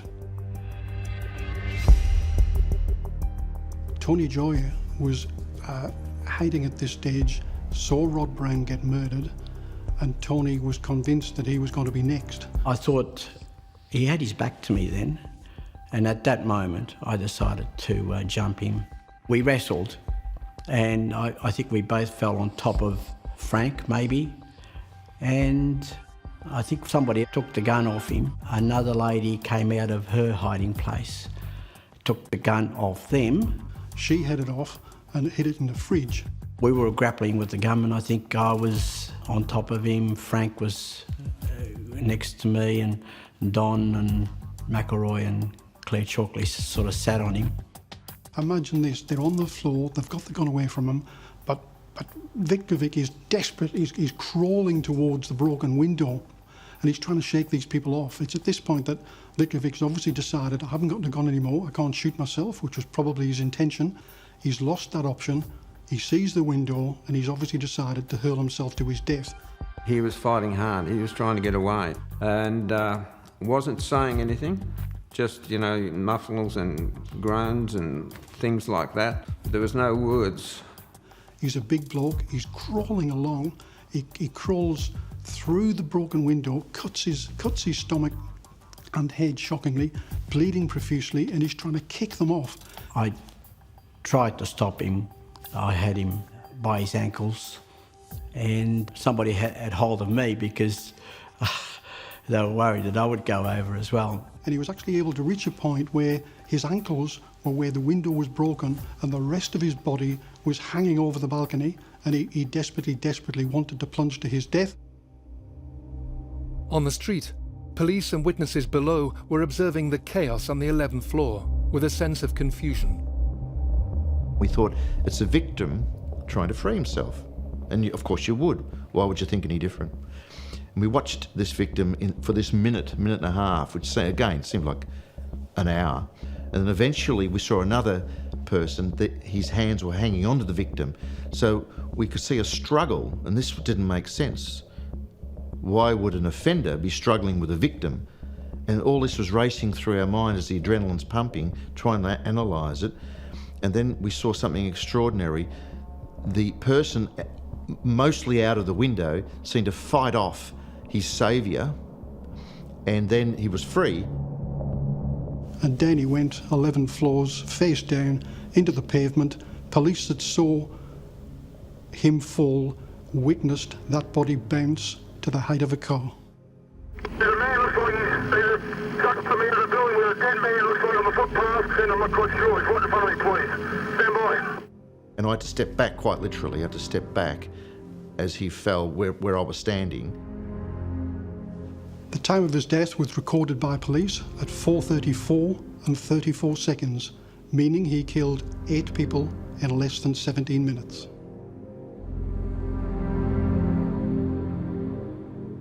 Police on the ground had little time to reflect on this horrific scene. They had to work out who this person, who had fallen to their death just meters from them, actually was. Was it a hostage or the gunman? Something fell out of his pockets in this impact, and it was a magazine, and it was for a high-powered weapon, and the bullets, the rounds, fell out of the magazine and just rolled away in the sunlight, just rolled away. I kept yelling to myself internally, think it through, work it out. Why have you got somebody here with a magazine and rounds, bullets just fell out of that? It has to be an offender.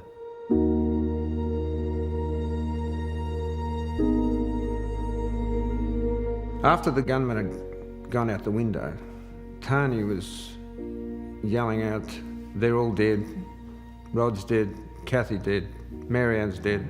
He came over to me and he said, don't die, Frank, don't die.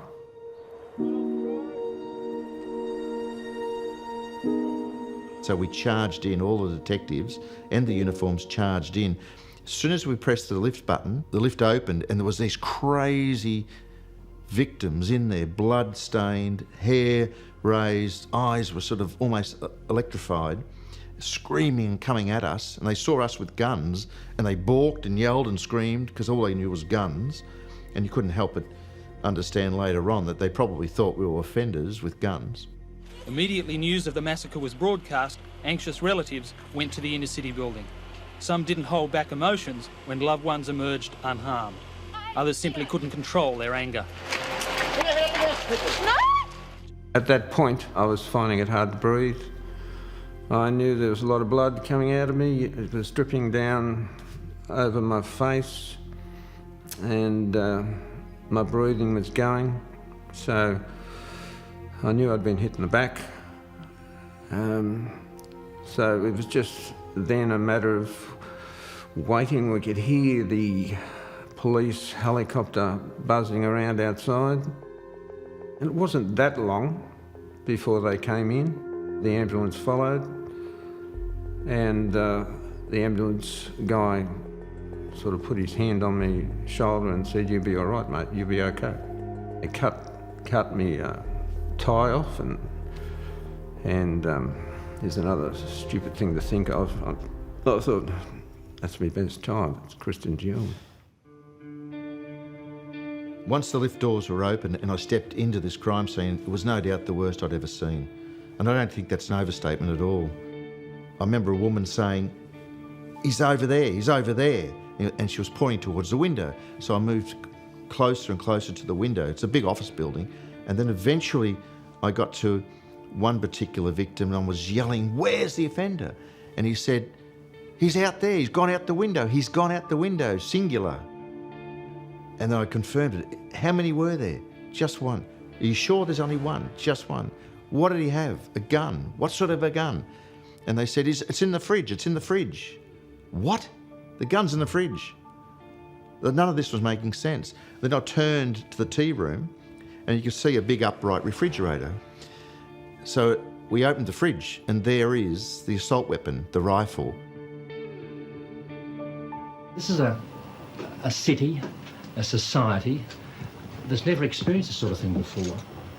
And I just stop and think, what more can we do?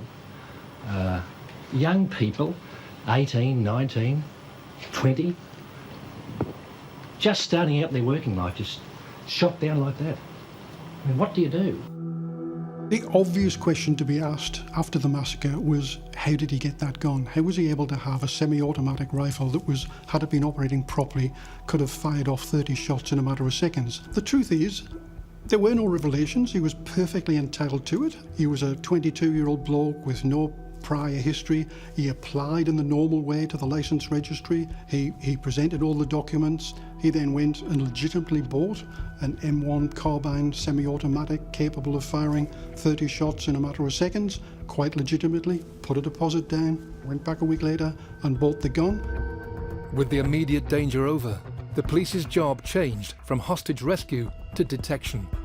Their key task was to identify who the gunman was and why he decided to carry out the atrocity.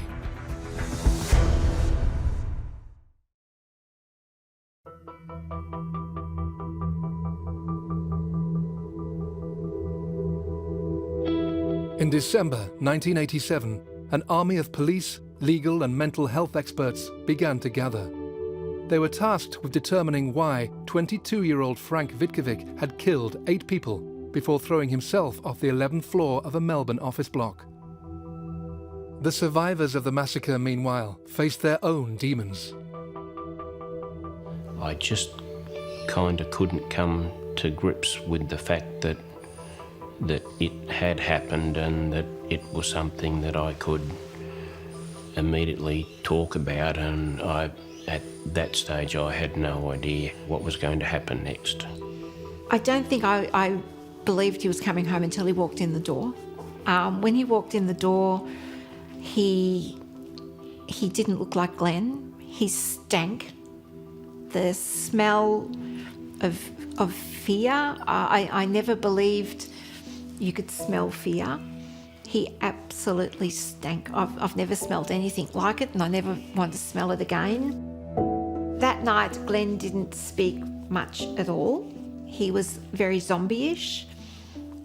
After my parents had gone home, he started to speak to me, but he spoke in a monotone, and it was like a robot talking to me, and he just spoke the whole incident through. On the evening of the incident, I don't think I slept at all. I can't really remember, but I don't recall nodding off at all. And I got up the next morning and I thought, well, I should go to the doctor. And I really didn't know why I was going to the doctor, because he couldn't do anything, but I figured that's the place you should head. So I went to the doctor and I just howled the whole time I was there, and I said to him, I'm crying my eyes out, but I really don't know why. It was devastating. We all knew each other, we all, socialised with each other, and I mean, the initial time that I was in hospital, it was unbelievable. You just couldn't grasp that this was real and that you wouldn't see these people again, It was just unbelievable. In the weeks afterwards, I spent most of my time home. I don't think I went out. And my family shielded me from various people who wanted to talk to me, mostly from the media. But I did see some people from senior management Australia Post, and also some psychologists. Mark Creamer was one of those people that I saw. In this kind of incident, some of the most difficult things that people have to confront are being very close to the death and suffering of others and seeing somebody else, in this case, being shot or killed, and often a prolonged and somewhat sadistic kind of way. So that's very difficult. And another part that's extremely difficult is where there's a moral complexity in terms of one's behaviour. How do I decide what to do in this situation? And the kind of factors that determine whether you perhaps try and run away, or whether you try and fight the assailant, or whether you hide. These are very, very difficult decisions to make in that moment, and often afterwards can lead to a whole series of problems. In this case, we had a group of people in a city office block. The last thing they could possibly ever conceive of happening was a gunman coming into their workplace, a safe environment, and killing them, their colleagues and friends. Detectives investigating the shooting were beginning to realise that the situation that developed on Queen Street could actually have been far worse. Because of the amount of ammunition that Vitkovic had with him, it could have been much worse because of the fact it was in a confined space. But to a degree, what reduced the number of victims was the fact that the alterations Vitkovic had made to the firearm actually made it work as a single shot more so than an automatic. But had he not done that and had the spring on the trigger mechanism or the bolt actually work smoothly, he would have been able to injure or kill a lot more people. Despite being a semi-automatic, Vitkovic's gun was faulty, meaning he had to load each bullet manually, something he struggled to do. Many witnesses told of him constantly fiddling with the weapon as he prowled the floors of the building. Nevertheless, he still managed to fire over 40 rounds during the killing spree. Not only did he not have a weapon that wasn't operating properly, but he wasn't familiar with it either, and he wasn't even doing it as a single shot, so it became a single shot instead of a repeat semi-automatic. Once he'd failed to get Con, he was obviously not going to stop until somebody stopped him, either the police, which was probably his intention. He would have just kept shooting people, Heaven knows how many more there would have been had that gun operated correctly. Desperate to uncover the gunman's motivations, police visited Vitkovic's home in Preston. They went to quite extraordinary lengths, literally throwing evidence out of one of the windows. They then said, is it okay if we search Frank's room? And they got permission to do so. Didn't have a search warrant. Very quickly they found Frank's very extensive, many-page diary. This was a vital piece of evidence. It goes to the heart of why he did it. The diaries were classic diaries. They were writings of a person, but these writings were dark. These writings probably were a great indication of what was to come. It was basically his mission spelled out in this diary. They then overheard that the family were a bit concerned that maybe they shouldn't have let them in there without a search warrant, and they actually picked up the phone and they were starting to ring the family lawyer. They put the diary and some other items in 2 plastic bags, threw the bags out of Vitkovic's bedroom window, then went and had a bit more chat to the family and then left. and came back later and went round the side of the house, got those bags and took them. And gee, whilst I'm not condoning police breaking the law, because they did steal that dairy, they fetched up to the coroner, told the coroner what he'd done. The coroner was a bit upset but took no further action because the coroner was convinced, like them, that this really was a vital piece of evidence. It's very clear from the diaries that Frank Vitkovic was a very disturbed young man. He had a chronic knee injury and was very isolated, so he wasn't able to partake in the activities he used to. He became very depressed, a kind of agitated depression, and he started to ruminate excessively about things that had happened to him and the way the world had treated him and the way individuals had treated him.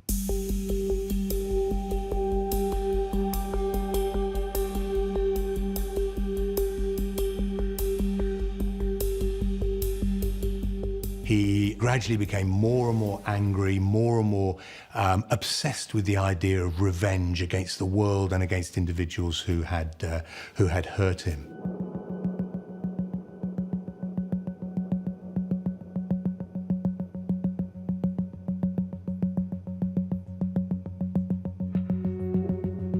The diary was incredibly important because it was basically what he intended to do, how he intended to do it, and what drove him to do it.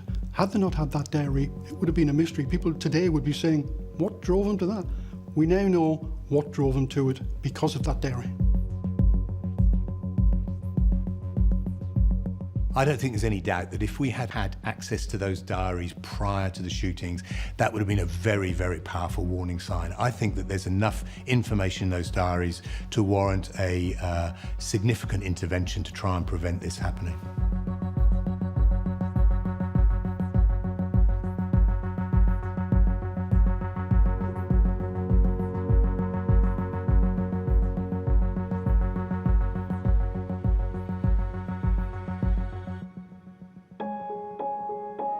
With the questions over the killer's motivations seemingly answered, the inquest that followed the massacre shone an uncomfortable light on the actions of the police that day, with claims that they waited too long before entering the building.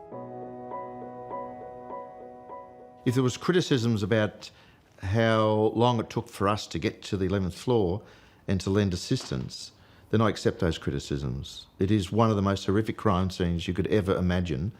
And the most important thing for me as the first detective on the scene was to assess everything and get information back to our control room, and that will then get the appropriate resources running towards that crime scene, driving towards that crime scene. And if I'm criticised for that, I'll take the criticism.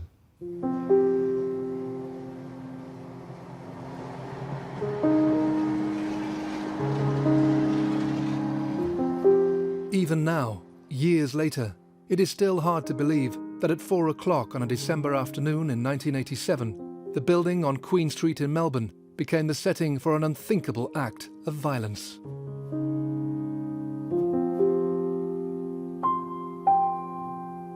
What happened on December the 8th, 1987 certainly changed my life and my family's life forever. It's been 30 years since, but the incident might as well have been yesterday. The Queen Street incident changed Glenn forever. He doesn't talk about it at all. It is never mentioned in this house. I could count on one hand the number of times Queen Street has been discussed in this house in the last 30 years. It's just never mentioned. I look at it from a positive point of view. That is that I had 30 years bonus in my life. I've seen my children grow up, get married, have their own children, and forever thankful that I survived. What happened on Queen Street that day has just totally affected my life. The emphasis on having, you know, the big job, plenty of money, flash cars, that was sort of put in the background, and the fact of, you know, having your life, having your family,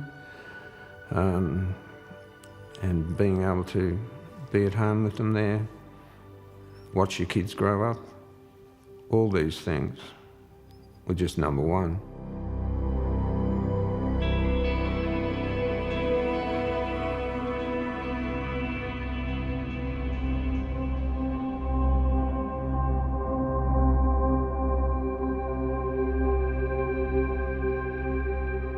The reaction from Victorians following the Queen Street massacre was one of just shock, in that it must be remembered that there hadn't been a mass shooting for decades, almost far back as anybody can remember, and yet within the space of a few short months you had Julian Knight, a failed Army Duntroon student who went crazy in Hoddle Street and, you know, shot dead 7 people. 4 months later you've got Vitkovic doing the same and killing 8 people. And people were thinking, is this the new norm? Is this what life in Melbourne is going to be like from now on? And remember, this is before terrorism incidents were the norm. It still resonates today. Everybody knows about the Queen Street. We don't have to mention that it was Australia Post or it was a bank building. The fact it was Queen Street conjures up all sorts of horrible memories. 30 years later, it's still one of the worst crimes Melbourne's ever suffered. And I would put it up there with probably one of the worst in Australia.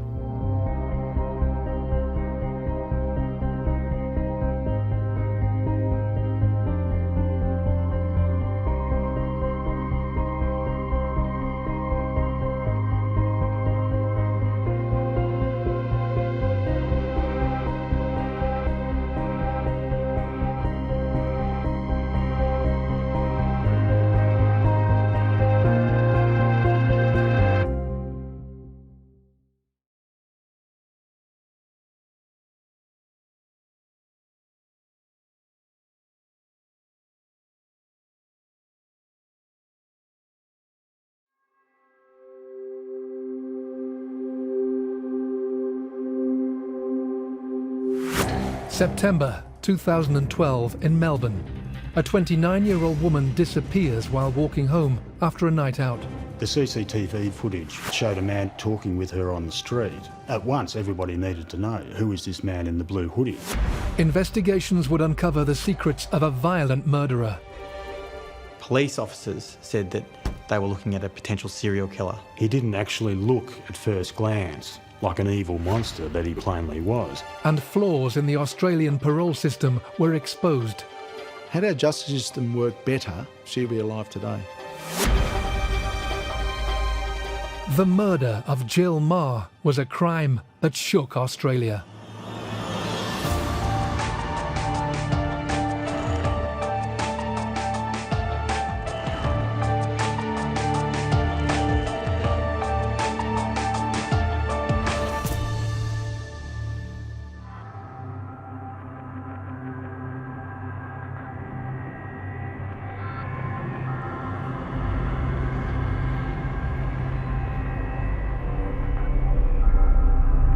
Brunswick's an eclectic place. It's full of bars. It's got the longest shopping strip in Australia, which is Sydney Road. It's a very hipster area, and every city's got one, and it's where the arts community really is. There's a lot of little bars there. It's very trendy. You go there, you have a drink on a Friday night or a Saturday night, and you enjoy yourself. No one's thinking about their safety in a big way in Melbourne generally. One weekend in September 2012, the sense of normality was rocked by a cruel and brutal act of violence. The perpetrator was a softly spoken predator, and his target was an innocent woman called Jill Meagher.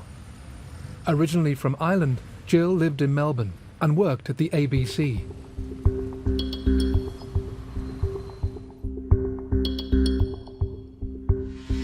September the 21st was just a normal Melbourne night. It's a really gregarious city. A lot of us go out after work on a Friday night. For Jill, it sounded like another Friday night. She was going out for drinks with work colleagues. She finished work about 5 o'clock in the afternoon. She went out with some workmates. They were seen walking down South Bank on CCTV. She has a drink in the city, and then afterwards she heads out to close to where she lives on Sydney Road to a place called the Brunswick Green. She's carried on through the night, had some more drinks, and then later in the evening ended up at Bar Etiquette, where she had a few more drinks. Bar Etiquette was only around 900 metres from the apartment Jill shared with her husband, Tom. Now that worked for her in a practical sense because it was very close to home. And at a certain point she actually contacted Tom and suggested that he come down. At that stage I think he was asleep on the couch and missed the message. When the bar closed at 1:30, she headed off home. So she leaves with a colleague from Bar Etiquette and he goes to get a cab and he tries to talk her into getting into the cab and giving her a lift home, which is very close. It's less than a kilometre from that bar. But she doesn't want it, she wants to walk home. So they a kiss on the cheek and he gets in the cab and then from there she's on her own. And that's where she starts walking up Sydney Road.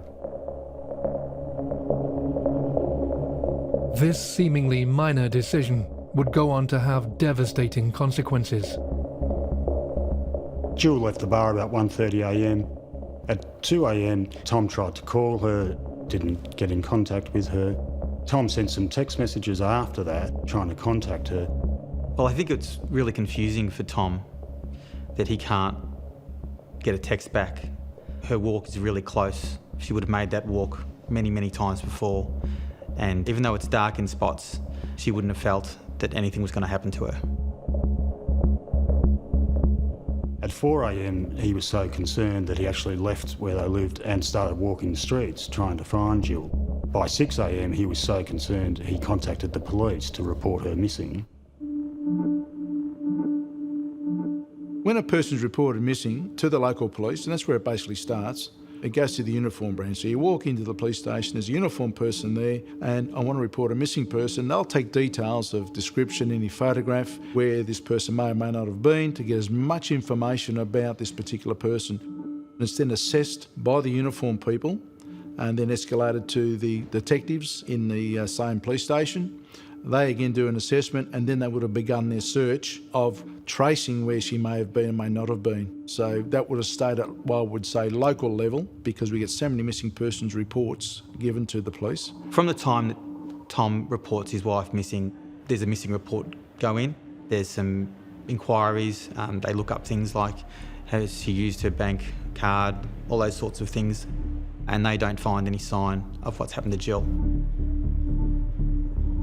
Through the day on the Saturday, Tom contacted the people that Jill had been drinking with to find out her movements late on that Friday night. He rang around as much as he could to find out where Jill had been and what she had been doing, and the word of mouth spread very quickly. The police made inquiries. They followed the usual protocols on this sort of thing to try and find out what they were dealing with through the course of that Saturday.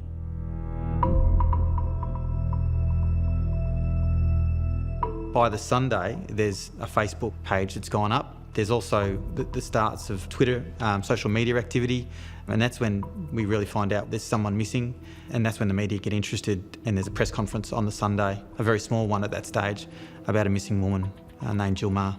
Hope somebody needs to start something, or she just walked through the door.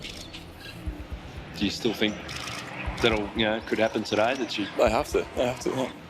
And we're hopeful for the best, obviously, but we have some concerns that she may have met with foul play. Within days, a Facebook group called Help Us Find Jill Meagher had attracted 100,000 likes. It was a situation where the power of social media was shown up sort of in its greatness, I suppose. Tom sort of used it and applied it very, very readily to try and get to the bottom of what had happened straight away. And at the same time, obviously, the police were going through their inquiries as well and going through what they always do in these sorts of situations. And the media as well jumped on the story very, very quickly on the Sunday. It's been a really difficult time for us because Jill is part of our ABC family and she's a very highly valued member. She's a great admin professional and we rely on her every day. It was something that just gripped Melbourne very, very quickly. By that Sunday night, everyone was wondering, where is Jill Meagher?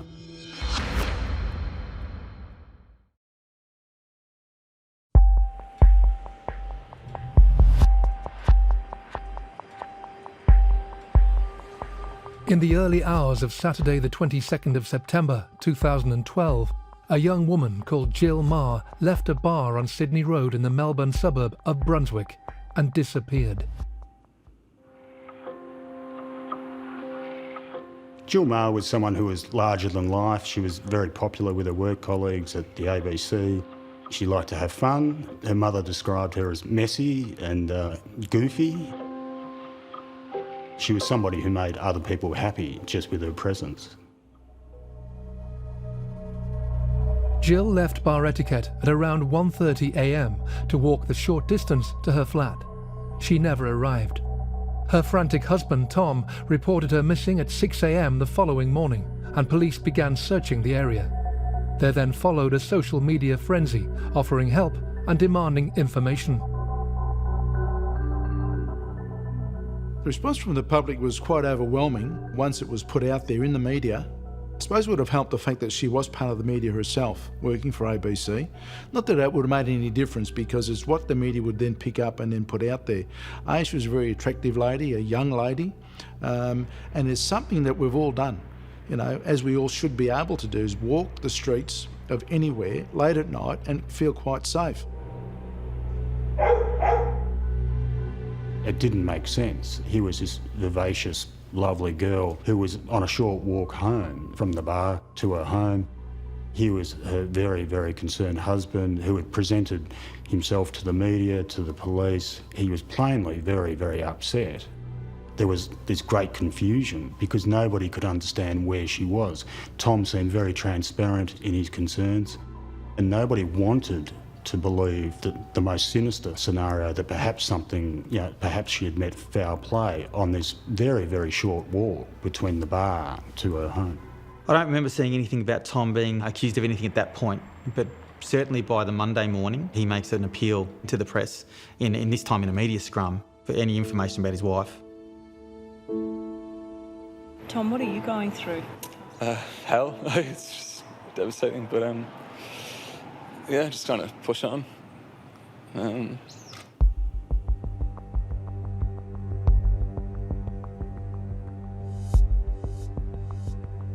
At this stage, the homicide squad is investigating, and that's when you start to wonder what's going on with the husband. Where was the husband?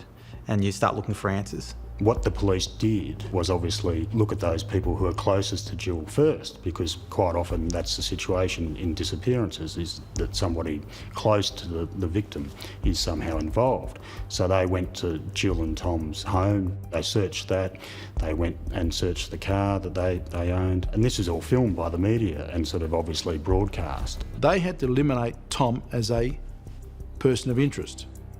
So unfortunately his flat was searched. The investigators don't know whether she was killed there and a body dumped and he's made a ruse.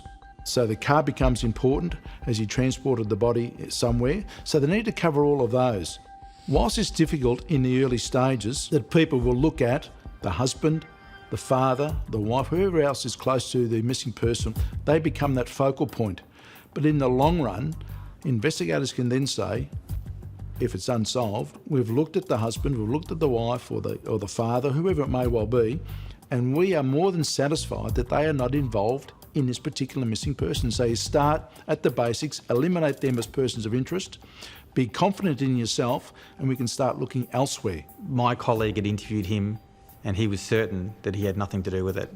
So we were relatively certain, without absolutely knowing, that he had no part in this and that he was looking for his wife, that he was devastated that his wife was not there. His fear in his eyes that something terribly, terribly wrong had happened.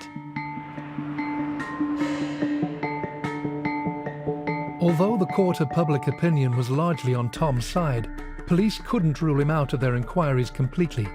But that began to change when a trawl of CCTV cameras in the area where Jill was last seen turned up a vital clue.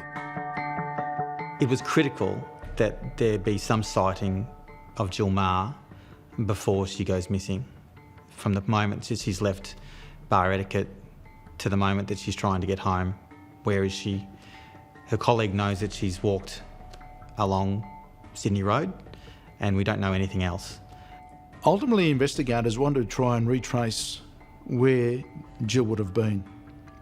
They would have been aware that she was at a local bar, so they'll be looking at getting CCTV from there. Has she left with someone? Has someone followed her out of the bar? And you start working your way back from there. Then They would have been walking along the route she would have taken, walking back home, and you are looking for CCTV cameras. And as luck had it, there was a number of CCTV cameras in the stores along her route, which they then were able to retrieve, which had that identification of Jill walking up, and within seconds after that you see a male person running after her. You see a man walking from the left side to the right side, and he's wearing a blue hoodie. And then a little bit later, you see Jill Meagher come into the picture, and she's approached by the man in the blue hoodie, and they seem to talk. You don't think by looking at it that they know each other, but they might. She then takes her mobile phone out. She just seems a bit bothered by this person, and then you see them walk away from the left side. Again, a major breakthrough. But again, what do you read into that? The fact that it's there is that someone she knew, that she happened to recognise in the street. But that's all we've got to go on. So we start working on that, we get a description. We can't identify this person. Who is this person? And what's happened after they've gone out of frame? Because it shows Jill Meagher alive and well at a particular time. And that's your starting point. Who is this man that actually was seen running after her? Is this the offender we're looking at? So that's a major starting point for the investigators and very, very significant. And then they've got to look at, do we release it to the media to try and get the public on board to assist the investigators?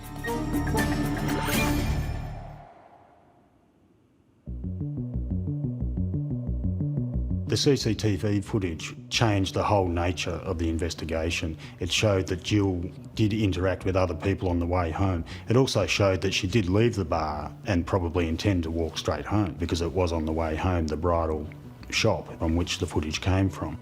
It showed a man in a blue hoodie. He became the blue hoodie man. And at once, everybody needed to know, who is this man in the blue hoodie? It changed everything. He became, from that moment that footage was aired, he became the likely man of interest that everybody wanted to know about.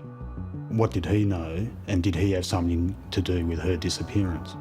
As police scoured hours of CCTV footage for more glimpses of Jill, other detectives have been searching the surrounding area for more clues. Police initially searched the area around the laneway off Hope Street in Brunswick and didn't find much of much note. They subsequently searched it again, I think, on the Monday morning, and they found Jill's handbag, which contained a lot of items, including her ABC ID badge. Convinced that Jill's handbag, found in the alley, would lead to the killer, police were keen to understand how it had suddenly reappeared near the location of her last known sighting.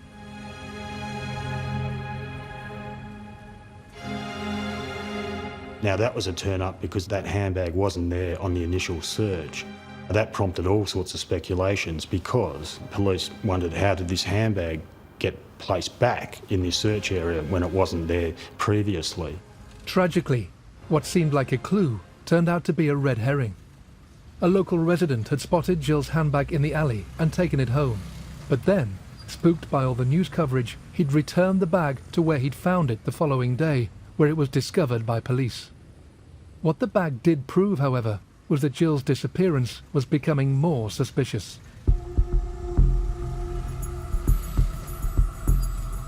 I think some people feared the worst from the start, and I think when people accepted that Tom's story was very sincere, people started to wonder what the hell had happened. As the week proceeded and no information was forthcoming about Jill's whereabouts, I think a lot of people began to fear the worst. Once they've got the bag and once they've got the CCTV, there's very little doubt in investigators' mind, and I think anyone who was close to the case as a journalist or anyone watching it very closely thought there's something very wrong, because it's not like someone like Jill Meagher to just disappear. And the other thing is she's not using her phone and she's not using her bank cards or bank accounts. So we go to someone that's probably met with foul play very quickly in this scenario. In an effort to move the investigation forward, detectives turned to technology. The investigators would have been looking at Jill's phone, her mobile phone. Has she made calls? When she made calls? Is it still operative, and what's happening with it? Can we identify the location of it? the amount of phones that were bouncing off the same tower at that particular time. There would have been hundreds upon hundreds at that particular night of a Friday night, early hours of Saturday morning. It's painstaking work, but you've got to go through it. No one's going to come and hand you over the evidence. You've got to find it as investigators. And investigators are driven by getting the family's answers. What they discovered was that her mobile phone was in Brunswick until about 4:30am. Now, they looked at where her mobile phone went after that time, and it travelled northwards, probably along the Tullamarine Freeway. At that stage, the investigators were able to cross-reference the time of her phone pinging off a tower at Moreland Road to all cars going under the gantry along the Tullamarine Freeway, the gantry being the toll point, which photographs motor cars. And what they discovered by going through those number plates on those cars was that a well-known sex offender owned one of those cars that had gone through the gantry at about the same time that Jill's mobile phone started moving northwards. And so they tracked it back from there and came up with the name of Adrian Bailey. The mobile phone signal had been linked to a dangerous sex offender. The pressure was now on to track him down. With Jill Marr now missing for almost a week, detectives were keen to make an arrest and finally find an answer to the question, what had happened to her?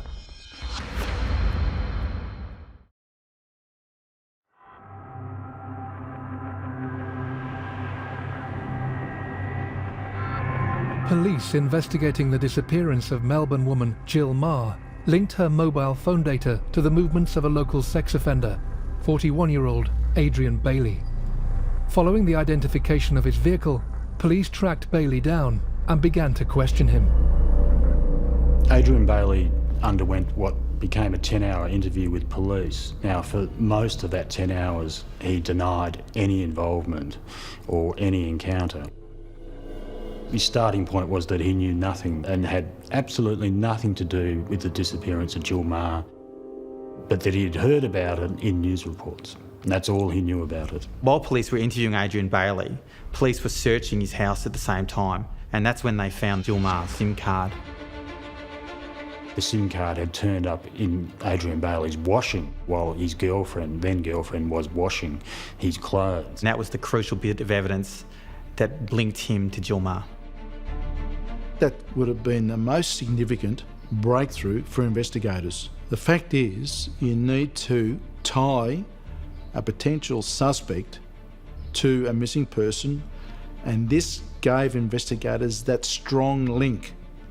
How else does Jill's SIM card from her phone get into the property in the private home of Adrian Bailey?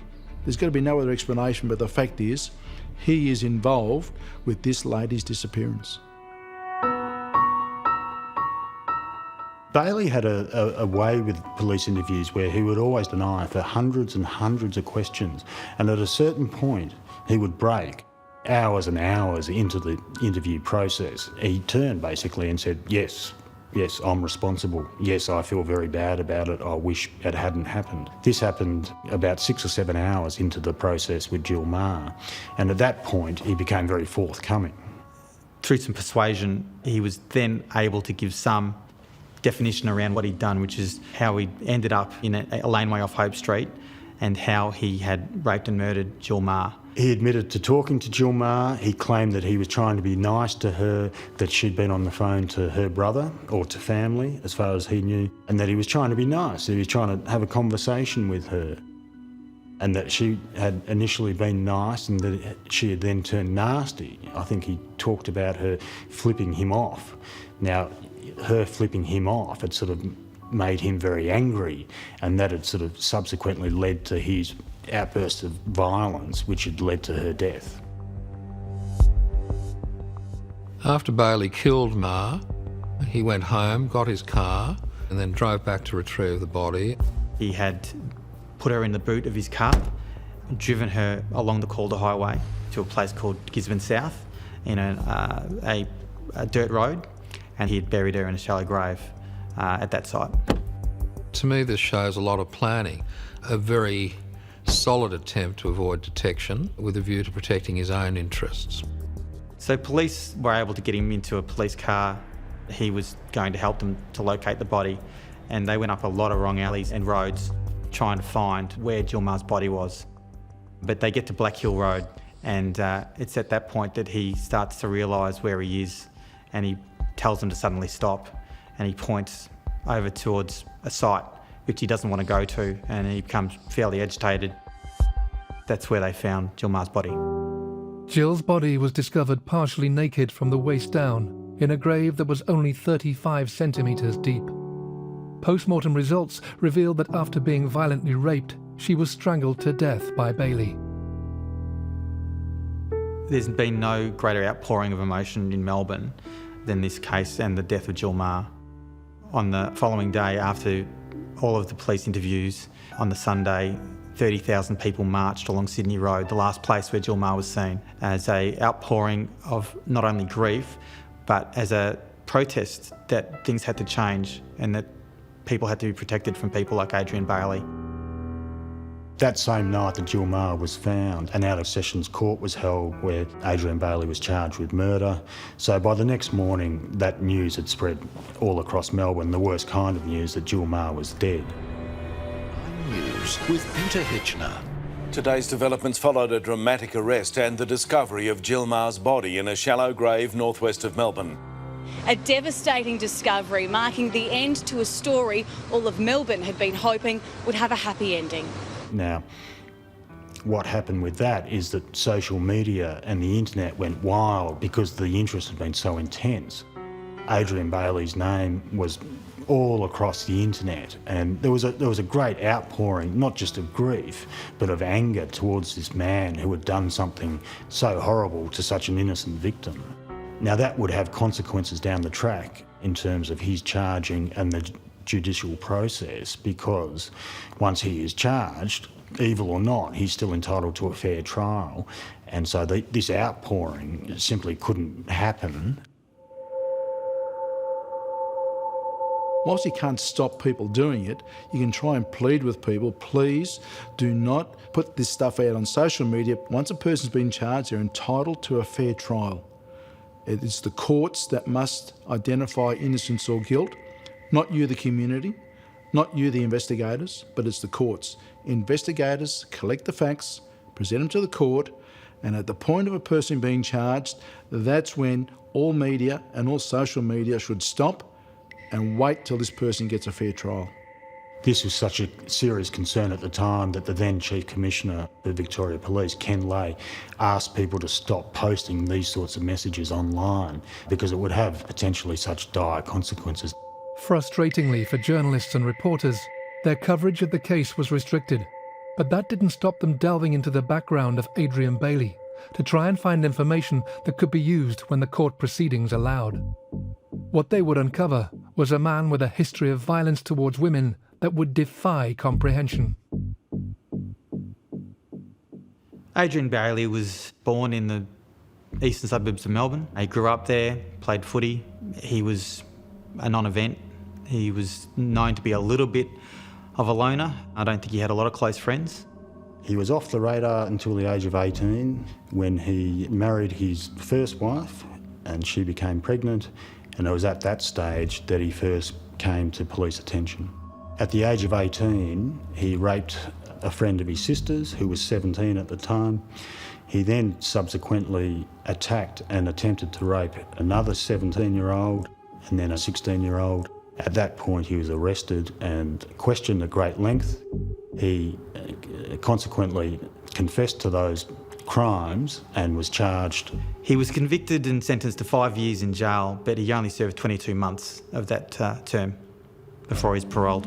I saw Adrian Bailey in 1991. He was a teenager, he was charged with serious sexual offences, and he went to court. I prepared a report for the court, and that evidence was publicly led, and he was sentenced according to law.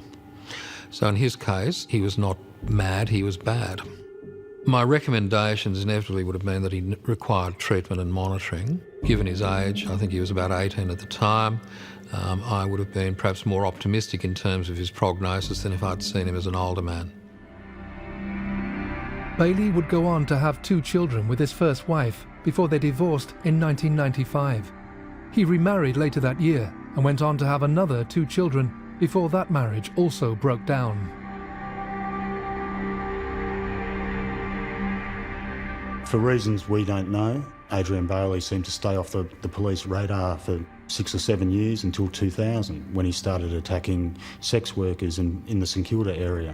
Between 2000 and 2001, he's known to have attacked 5 sex workers. His attacks all followed a very, very similar pattern.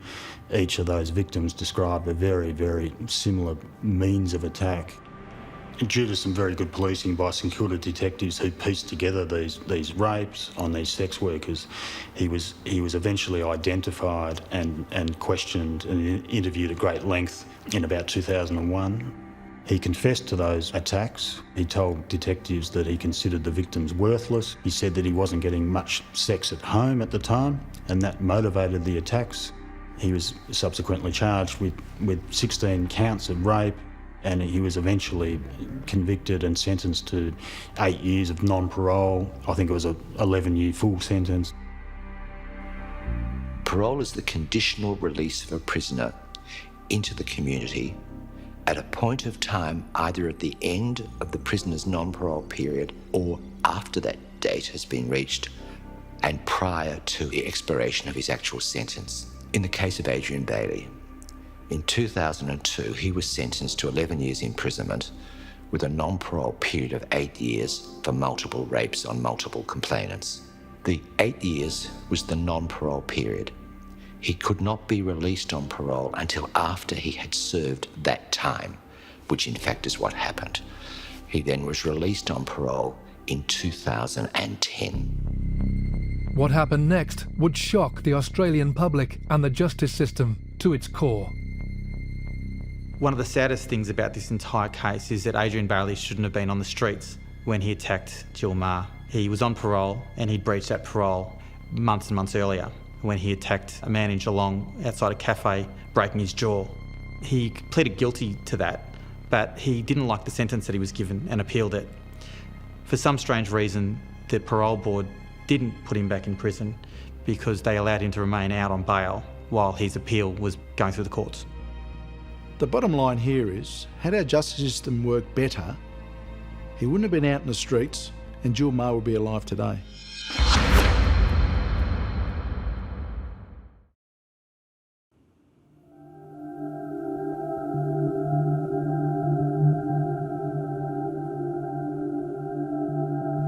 The brutal death of Jill Meagher in 2012 shocked not only Melbourne, but the entire country. The man responsible, Adrian Bailey, a convicted sex offender, was charged with murder.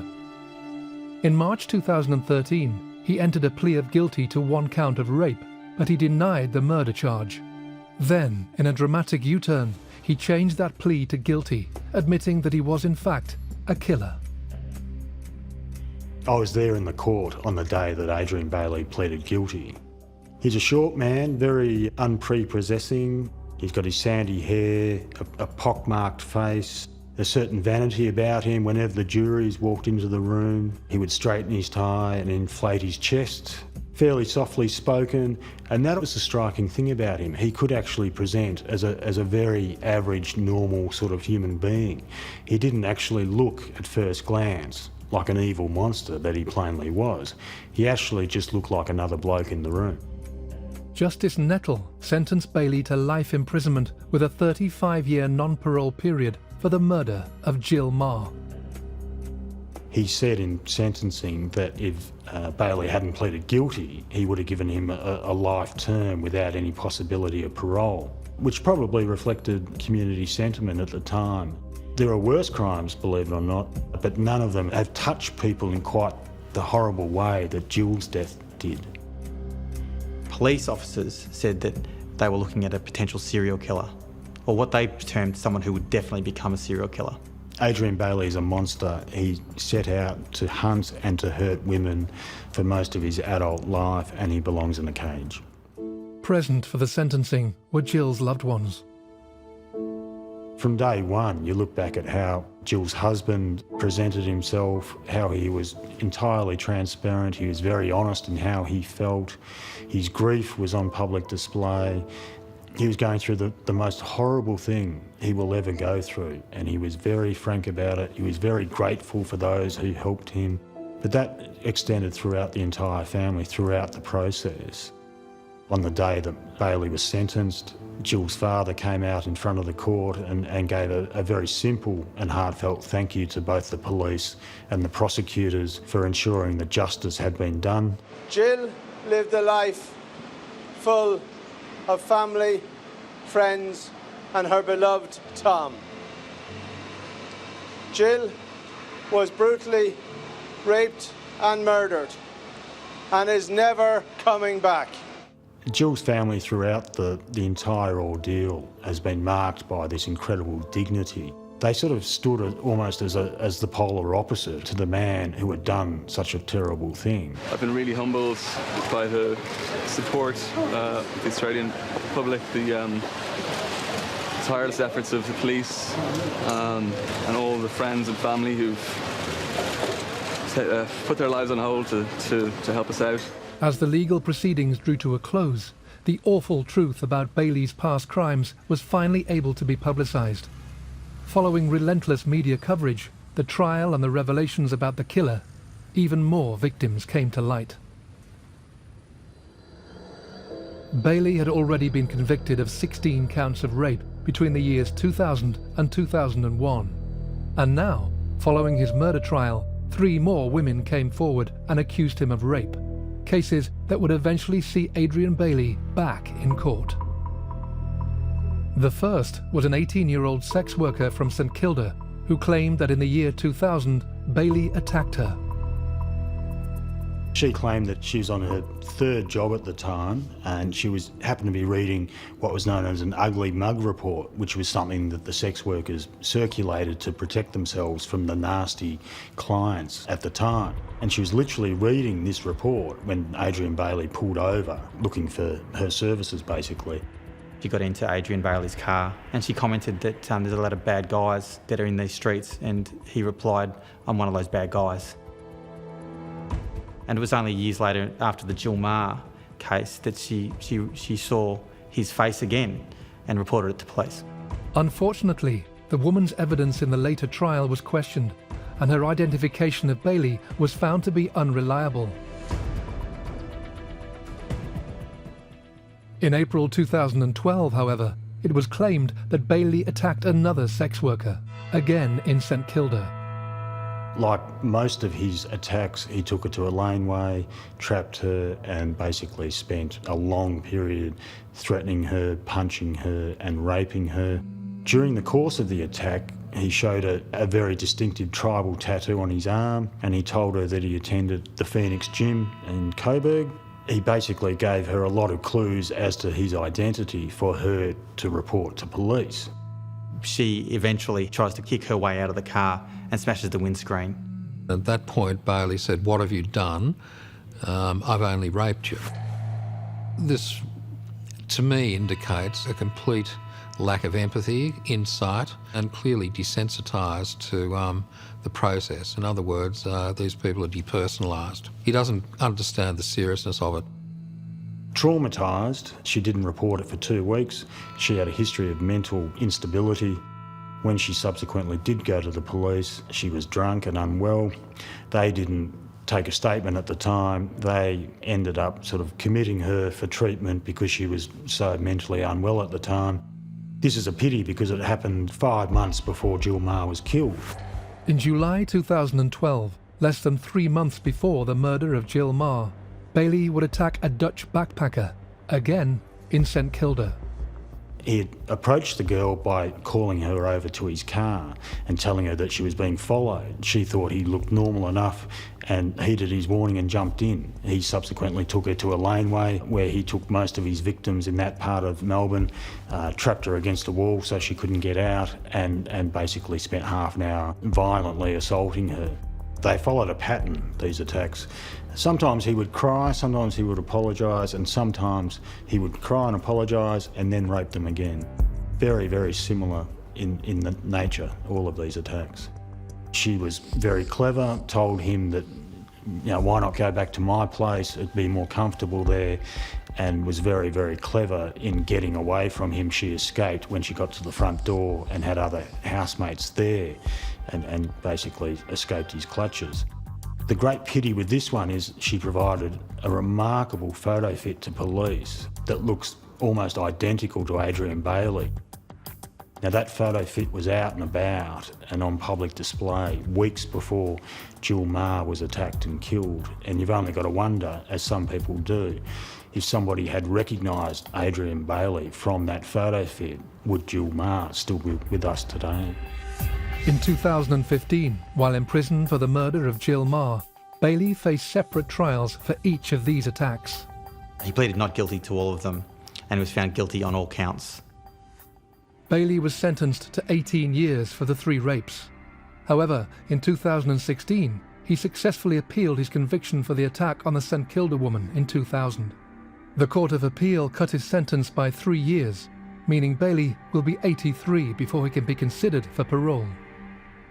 In the aftermath of Bailey's sentencing, and after much public outcry over similar cases where the offender was released only to go on to commit further crimes, Australians began asking an important question: just how effective was the current parole system? The purpose of parole is to provide a structured, supported and supervised release for a prisoner to transition back into the community on conditions which are aimed at reducing that prisoner's risk of reoffending and encouraging his rehabilitation. There is always a risk. There must be. With any human being, there is always a risk, and the board cannot eliminate risk. But what the board attempts to do is to minimise risk so as to make it acceptable. It became immediately apparent when Adrian Bailey was identified that he had slipped through the cracks of the justice system, and it was clear right from the start that people needed answers. They really wanted to know, how did this innocent woman come to be killed by somebody who shouldn't have been on the street? There were all sorts of flags going up all over the place, and as we well know now, he was committing rapes on other victims, and yet he was still able, unfettered by any sort of authorities or any sorts of controls, to do what he did to Jill Meagher. The Victorian government requested former High Court Justice Ian Callanan, QC, to undertake a review of the parole system and of the parole board. The principal recommendations are these: that 1, the paramount consideration in any decision-making, whether it be to grant parole, vary parole or cancel it, must be the safety and protection of the community. And that's the most important recommendation, I think. The second was that prisoners must take responsibility for applying for parole. This report draws a line in the sand. The culture of parole in Victoria must and will change. Adrian Bailey would be the most hated man in jail. Because of him, all parole doesn't happen at its earliest date. You have to apply for it now, and you won't necessarily be given it. You've got to basically earn it. Another important recommendation was the categorisation of a number of crimes into what are now called violent offences or sex offences. Any prisoner with a history of such crimes would require added scrutiny from the parole board. That prisoner would need to be assessed in terms of future risk, and if the risk was considered to be moderate or high, that prisoner had to undertake offender behaviour programs if he expected to get released on parole. Adrian Bailey would certainly have fitted into that category. In such a tragic case as the murder of Jill Meagher, there are few positives. However, the sweeping changes made to the Victorian parole system in the wake of Jill's death serve at least as some meaningful legacy.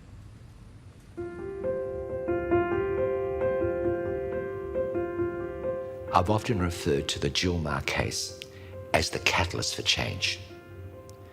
A Melbourne journalist, a very prominent one, recently wrote an article about the transformation of the board.